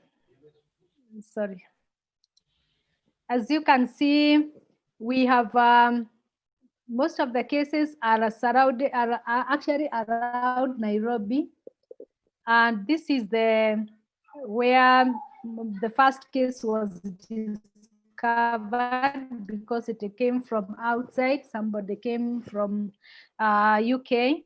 And then the disease has since spread to Mombasa. This is our port where we receive a lot of our goods. And then the connection between the disease and this Lake Victoria region where we border Uganda and Tanzania is the border point where the truck drivers are transporting goods. So it is important for us to know that since the disease started spreading, the government put a lock in Mombasa. There is no communication and people are not moving inter-counties. And then you can see that the other parts of the country are not really very much affected. There are few cases, but they have kept now on spreading, which has been our concern. And then there has been the lockdown now, Nairobi. Within Nairobi, we have locked down some places. For example, Eastleigh was locked for 21 days. A hotspot, one of the informal low-income settlement where people live in flats and in very crowded house structure where people really come in buying, and it was closed off. So the infection in that town or residential area has drastically gone down because of that measure. Then we have the cumulative cases, which is now what is trending in Kenya. As you can see, the curve is rising steadily. And since the first case was discovered in March, up to until around May, the cases were still very, very low, below 1,000. And now between May and June, we have seen a steady rise and there is an exponential growth. So we are looking at a case where we do not know where we have reached the peak or not. But if things go as they are now, then it means that we expect this curve to steadily rise until something happens, then it comes down. So the projections are that maybe we have until September when the cases are going to start dropping, but we have to increase the testing capacity. We also have to increase the attitude, to increase the positive attitude of people. They agree to come out and be tested, because if they are not being tested, then it is not possible to know who has the disease and who as at yesterday. Then you have like more than 3,500 people are asymptomatic. And if we keep them in hospitals, then we will not be able to get space to take care of the people who have severe issues and comorbidities with other diseases, for example, diabetes, hypertension, cardiovascular issues, HIV, and cancer. So the government has started an initiative that is called the Home-Based Isolation Center, where patients are supposed to separate themselves or isolate themselves in their homes. And this one has been piloted. It is taking place right now. So they are releasing most of the patients who are asymptomatic. Then we have age distribution. As you can see, between 0 and about 29 years, we have very, very few cases. And then between 39 and about 49, we have less than 20% of the cases. Cases that is death. The blue bar is representing male fatalities, and the orange bar is representing female fatalities. So you can see that death, most of the deaths and above, and most of this old population usually have a lot of other complications. So it is not necessarily COVID death, but the COVID-19 is complicated their cases and making them more susceptible to the disease. So we have proposed a model that is we are calling side model. We have the susceptible population. We have the asymptomatic population who sometimes they are recovering before we have even discovered that they are sick, but they are infectious. Some of these symptomatic people, if they do not recover, maybe they can develop severe symptoms. So we call them I. And then the I can either die, and we have heard that the deaths are also contagious. They can contaminate the environment, or they can infect the people who are preparing for the burial ceremony. So the environment, as I explained, is representing the services, the air, maybe like the clothing. We have seen the doctors using personal protection, and if they are infected and they are misused, then they could pass on the virus to other people. So we are really thinking about the susceptible landscape in our country, because we can see, especially the Nairobi population, that we have majority of the cases are in Nairobi. And these are people who are young, because it is a working population with very few old people. And then we also have some cases in Mombasa, and the distribution is the same. So we would want to understand the susceptible landscape and this asymptomatic landscape. This is our key area of study, since the environment, we can be able to deal with it in another forum where they can be able to really measure the quantitative contribution of the environment to the infection. So in this model, we are assuming that the infected can also recover and go back to become susceptible, because from the hospital records that we have, they have been following up the cases. Those who have recovered, they have gone home. They have to come back to the hospital after every 14 days for retesting, and some of them have tested positive. So it means that we don't have any immunity, and if you are infected, you need to continue with isolation, wearing masks in public, and also washing your hands, social distancing and the like, because you are susceptible to get sick again. And then we have the rate of death. The rate of death for the infectious people, death can be modeled depending on whether the person has other diseases or not. And we can also structure that depending on the age of the person, because we have seen there is no death for the young people. Then we have, in the same model, we have structured our population depending on their age and also sex, which is contained in two classes. We have the age class, I, and then J is for gender.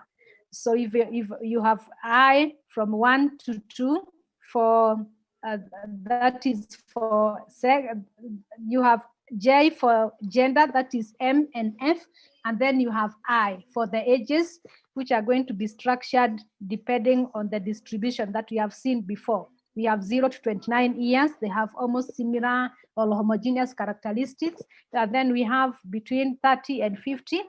and then we have between 50 and 60, and then we have 60 and above. Those are 4 classes. So I has 1 up to 4. And then because of the movement, we have seen that the disease is being transported by people. And as of yesterday, 40 out of the 47 counties in Kenya have the disease. So we have included migration of people between the counties. So this can represent maybe county 1 or town 1, and then this can represent county 2. So we have the model, which is compartmental, then it is age classified and age structured, and then it also has gender, and then it has movement. So I want to say that this is work in progress. So I may not be able to say much about that. So what else? So our susceptible population, and it is also a predisposition of stage 2, those with the cancer, kidney disease, cardiovascular problems. We are also looking at genetics. Maybe are there some characteristics for Kenyans that make them more susceptible or less susceptible to this virus? We have also had arguments about other vaccines. For example, we have BCG, that is the TB vaccine that we are given when we are children. There is polio and also other vaccines. There is rumors, because it is not scientifically proven, that they are protecting people from developing severe disease. We do not know whether it is correct or not, so we are collecting data and doing analysis so that we know whether we can be able to maybe look at those patients who do not have symptoms. Do they have other vaccines that maybe are making it difficult for the virus to proliferate in their system? So we are also looking at sociocultural characteristics of the disease, because we know 90% of the population in Nairobi, they live in low income, all very poor and informal settlements. So the kind of culture they live in is where one family lives with the whole of their members, maybe in 1 room or 2 rooms. We also have hand-to-mouth, the infected population. We have the death. We want to know whether the death that was actually caused by corona or not, and what percentage of that are dying from underlying issues. Can we say that the 104 patients that died actually died of corona? And what is the probability of infection from a dead person? We are still measuring those those parameters. And then we also want to think about the environment. How long does it survive? How long do the aerosols survive in the air? How long are they infectious? And what is the infection probability? And what does the quality of air tell us about the environmental infection for this disease? So the factors that are unique in our Kenyan context, as I have said, is the susceptibility landscape, the environmental, the healthcare capacity, and social cultural factors. So I would like to say that because we are still working on this, maybe in the next presentation, we would be able to present our results. But because the papers are being worked on, I would like to stop there. And thank you for giving me the opportunity.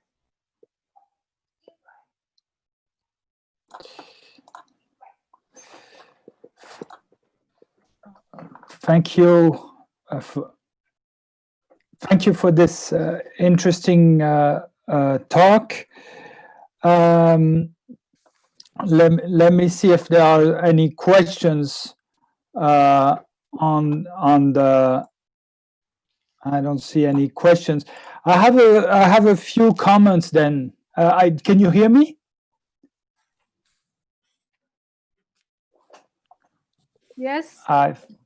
You can hear me. Great.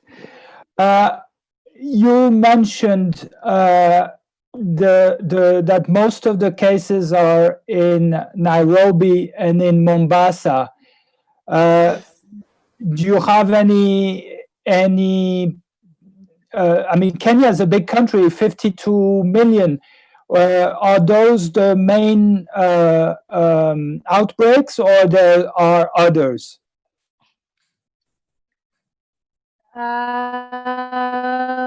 Actually, the first case was reported in Nairobi.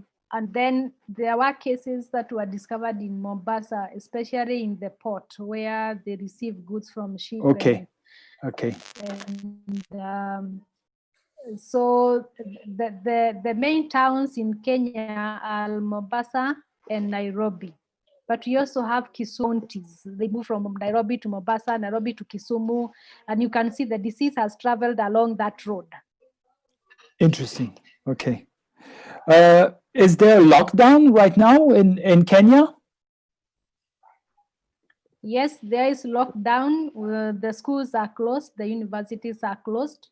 Nairobi, you cannot move. There is no movement between Nairobi and there is no movement out of Mombasa. Okay. Okay. And maybe one last comment. It would be very interesting to predict the peak of the epidemic, because you are just starting right now, and using the population of the main cities, you can predict pretty much when it is going to peak. So that time will do you know this time more or less? Yes, we have some results that are predicting what is going to happen if we have lockdown, if we have partial lockdown, if we have complete so lockdown. when is it going to peak? When is it going to peak? Let me show you just some graphs here. Now, it's just a question, a number, because that's what the politicians want to know.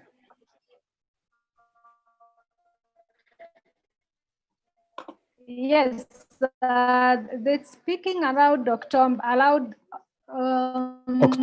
September, October. Oh, that's very far. If we continue with if we continue with the lockdown, if we open up, then it comes back to August, July, August. Okay. Yeah. Right. Yeah, we have some prediction, but of course the issue of the opening of the school, when we reopen the school, if you open all of them, if you open maybe half of the schools, if you open a quarter of the schools, maybe like the Yeah, I'm surprised that at the colleges, the upper primary, the high school, not the scenarios. I'm surprised that there's such a difference between the peak when you have the lockdown and the peak without lockdown. I was expecting more like a question of 1 month, but not 2 or 3 like you indicate.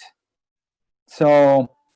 Okay, the peak moves depending on the mitigation measures. If you open 80%, it goes to October. 67%, it goes to July, August. Then July, like that. If we open up right now, by next month we'll have a peak.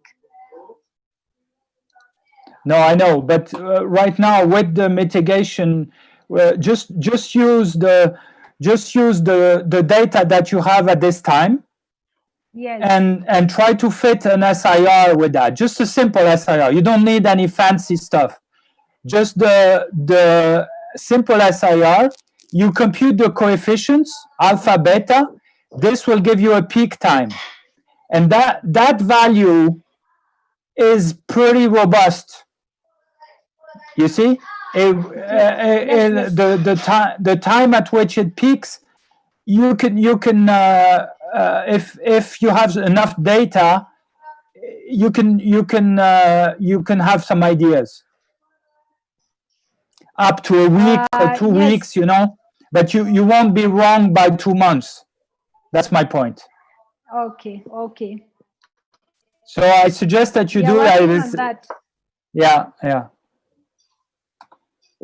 Okay. I still have a question. Go ahead, Till. If you compare the situation in Kenya with South Africa, if I'm looking at Worldometer, actually the time when they're starting is almost similar, but Kenya is much better doing. Do you think that's due to the better reaction of the health administrations, or where you see the difference, or is there what is special about South Africa? I think it is the issue of the lockdown, because when the first case was discovered, they closed the borders. Okay. They closed the borders immediately. South Africa took longer, so people kept on coming in and going out. So the silent cases, that is our problem, because when you come in and you have the disease for about 10, 14 days, really you can spread it to very many people. So when you close the border, what remained was now the community transmission, which has now been our challenge because of the socio-cultural context of our society. People are careless, and people do not have the capacity of staying at home. They have to go out and look for food. That is what is driving the numbers right now. I would also like to say people got scared when they saw the numbers and the people who are dying in Europe. The people got scared, and for the first 1 month, people were able to stay in houses. Right now, people are tired and they are relaxing. They are going out. I think that is what is also driving that community transmission. Mm-hmm. Thank you very much. Welcome. So are there any more questions? Okay, so I suggest we thank the speaker. So thank you for the interesting talk. And I give the floor to Matti for the panel discussion, if there's any time left. Matti, are you there? Yes. Thank you, Zanki. And I would like to have a word from Danes. Is Danes around? Because we need to know from Danes how much time we have. I understand that the Vice Chancellor wanted to be around this time and say some final words. So let's plan how many minutes we can have discussion, and when the Vice Chancellor is available to have his final words.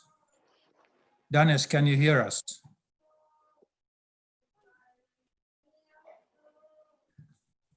Well, Danes has muted his microphone, so let us discuss now some time until Danes tells us to stop.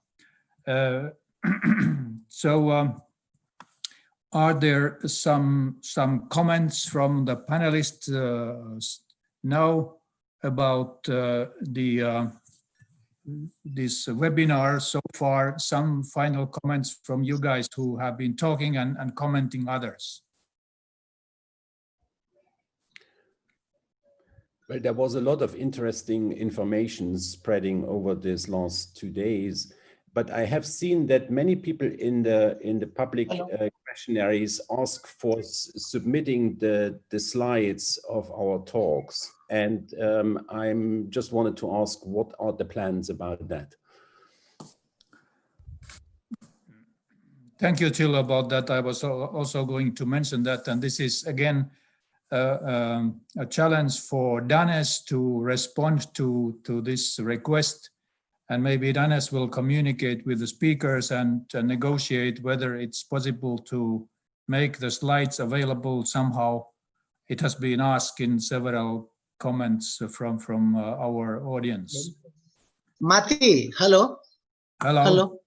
Yeah, Matti, yes. I mean, our Honorable Vice Chancellor is going to join right now. Yeah, in a minute. He's going to join. Okay, all right. Okay. So he is joining. If we have 1 minute time, so I will give my final words now. So I would like to leave to now all of us to think about what would be the next steps in this process that now this webinar started. Are there some ways of keeping in contact and possibly discussing about some international cooperation? It's not necessary to discuss it too much today, but keep this in mind and communicate with Danesh, who is now the hotspot of this this initiative, if there is some ways to organize some follow-up discussions, keep in contact, and so forth. So other than that, I thank you all of Mati, before you finalize, I'm a little Vice Chancellor would like to talk. Yes. Yeah. Okay. And then so yeah. Yeah. Arun.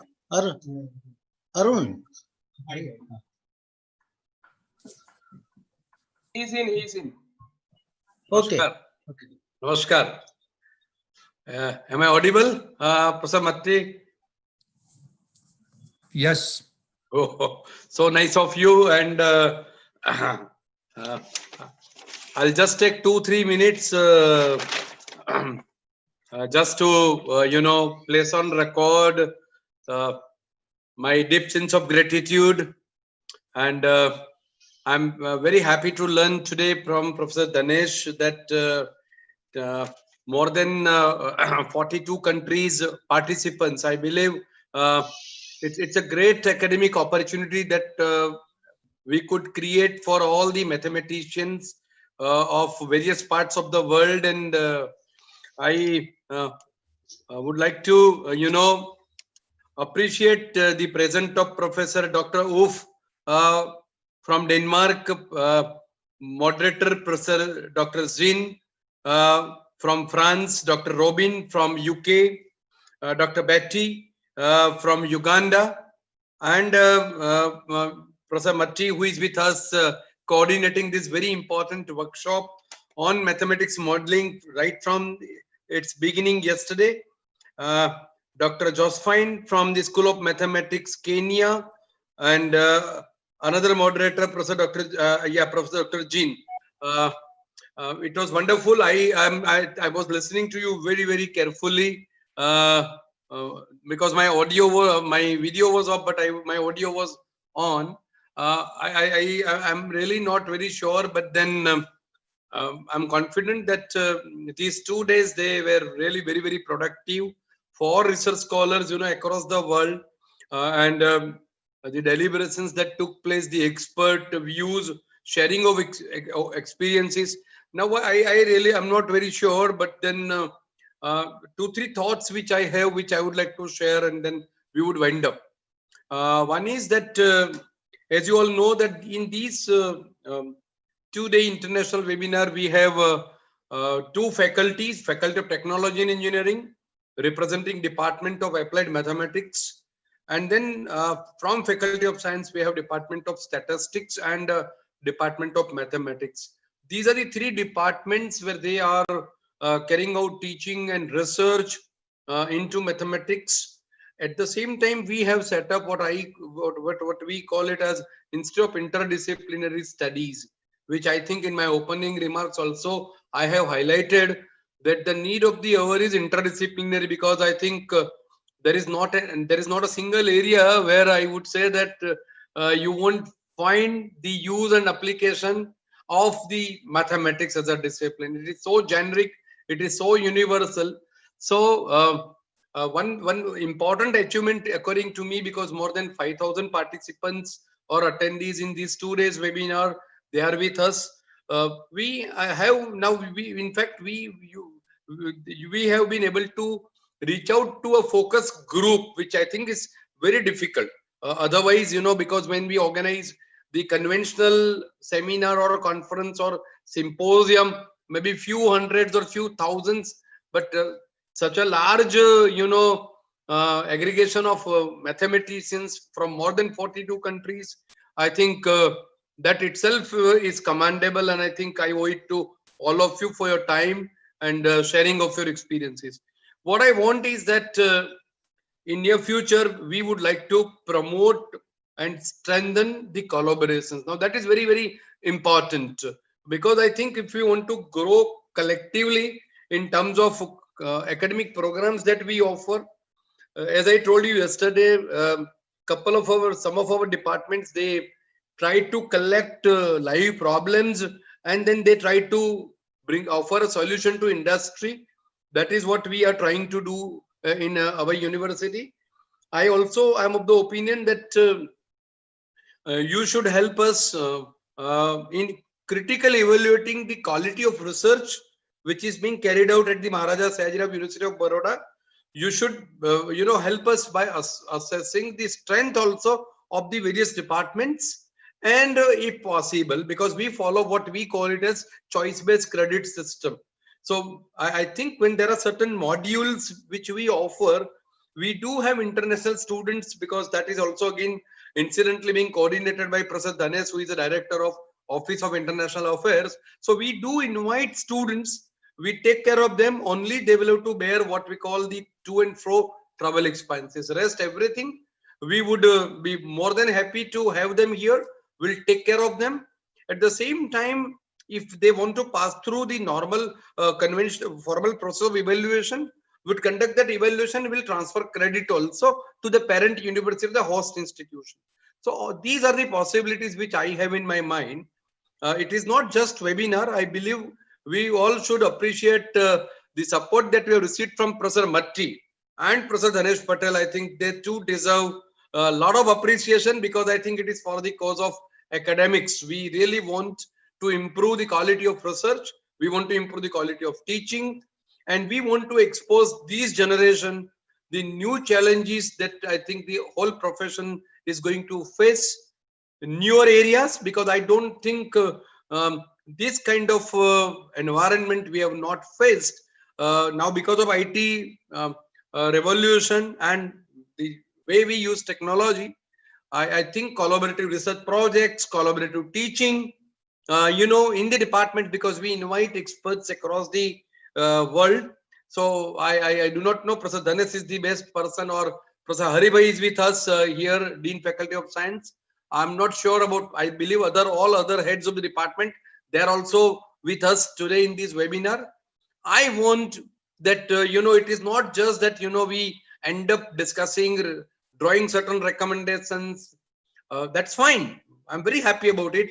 But I think we should take it to certain other level, where I believe we need to stand the number one above all our academic activities. I think this platform, we should build it further in terms of academic collaborations, research, and I believe some other innovative thoughts or ideas with the stalwart, because I believe the best brain of the mathematics, they were with us in this international webinar.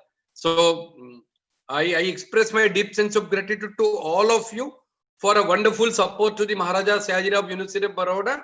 And I'll tell you, though it is a state university, but we represent the all characteristics of central university like IITs and IIMs. We enjoy academic autonomy. We can design the courses. In fact, I would request Professor Dhanesh, if you please take the support of maybe all the experts who are with us. I want them to guide us in designing of an online course, maybe of 30 hours, 2 credit course, where the conventional teaching in a lecture mode, some assignments, some other methodology for the evaluation can also be adopted. So these are a couple of my thoughts which I thought I wanted to share with all of you. I really do not want just that it remain with all of us just as an international webinar of 2 days. No, I think it is an opportunity for all of us to build long-term, rewarding, exciting, and continued association and interaction, so that we can create the interest of students in mathematics. Because if you want to change the world, if you want to make the world beautiful place to live in, I think mathematicians will have to play a very big role, and that is not possible without your support, your guidance, and your time. So I once again appreciate the presence of all of you here, and looking forward to have continued association with all of you. And my heartiest congratulations to Professor Dhanesh and his entire team, and Professor Matti and the other moderators of the various sessions for these wonderful opportunity that you all have collectively provided to the people across the world who love and who have passion for mathematics. I think that is the purpose. We are in education for that very reason. And I think we will have to ensure that we would keep on, making the best of the contribution to this profession of teaching, learning and research for improving the life of the people on this earth. I think with this word, I will sign off. I am very much here, eager to listen to reflections of any one of you, but I think I'm simply speechless, and I think this is the positive note that COVID has created an opportunity for all of us. It's not a challenge, but I think thanks to COVID, it has created an opportunity for all of us to be together. Otherwise, hosting an international conference in a state university, I think I know how much efforts we have to put in. So thanks to, I think, those people who have developed this technology, I think there also, we all know that mathematicians, people like you, contributed significantly. We want to see to it that we would keep this flag flying high and high in near future. I think that is from my side. Over to you, Professor Dhanesh. Dhanesh, unmute your mic. Yeah. Thank you. Thank you, respected Vice Chancellor. Thank you for. So now I think it's time to close our nice webinar from my point of view, and as I think we agree that it was a great experience for all of us, and good for the humanity, I would say. As a final word, I was trying to share screen with you with a journal that Will Skilders wanted me to mention, and this is the journal Mathematics for Industry, but now I somehow messed it is visible. My screen so that I cannot. Yeah, we can see. Oh, so can you see it? Yeah. So this is a journal published by Springer in Europe, and they are now running. Yes, we are seeing your email now. We can see you. We see your email, but not the journal, Matti. Yeah. I think you have to switch the screens. I simply do not know what happened. So you can open your browser. It disappeared. I guess I now failed to do what I wanted. What I wanted. But you can look it up from Google, the Journal of Mathematics for Industry, and they are publishing a thematic issue about COVID-19. So anybody who is interested to submitting, they might find interesting information and possibility to submit articles. To summarize, thank you all about your contribution to this event, especially to Dhanesh, who made a tremendous amount of work putting this up, and to all the speakers and all the moderators and all the participants around the world. So thank you and goodbye.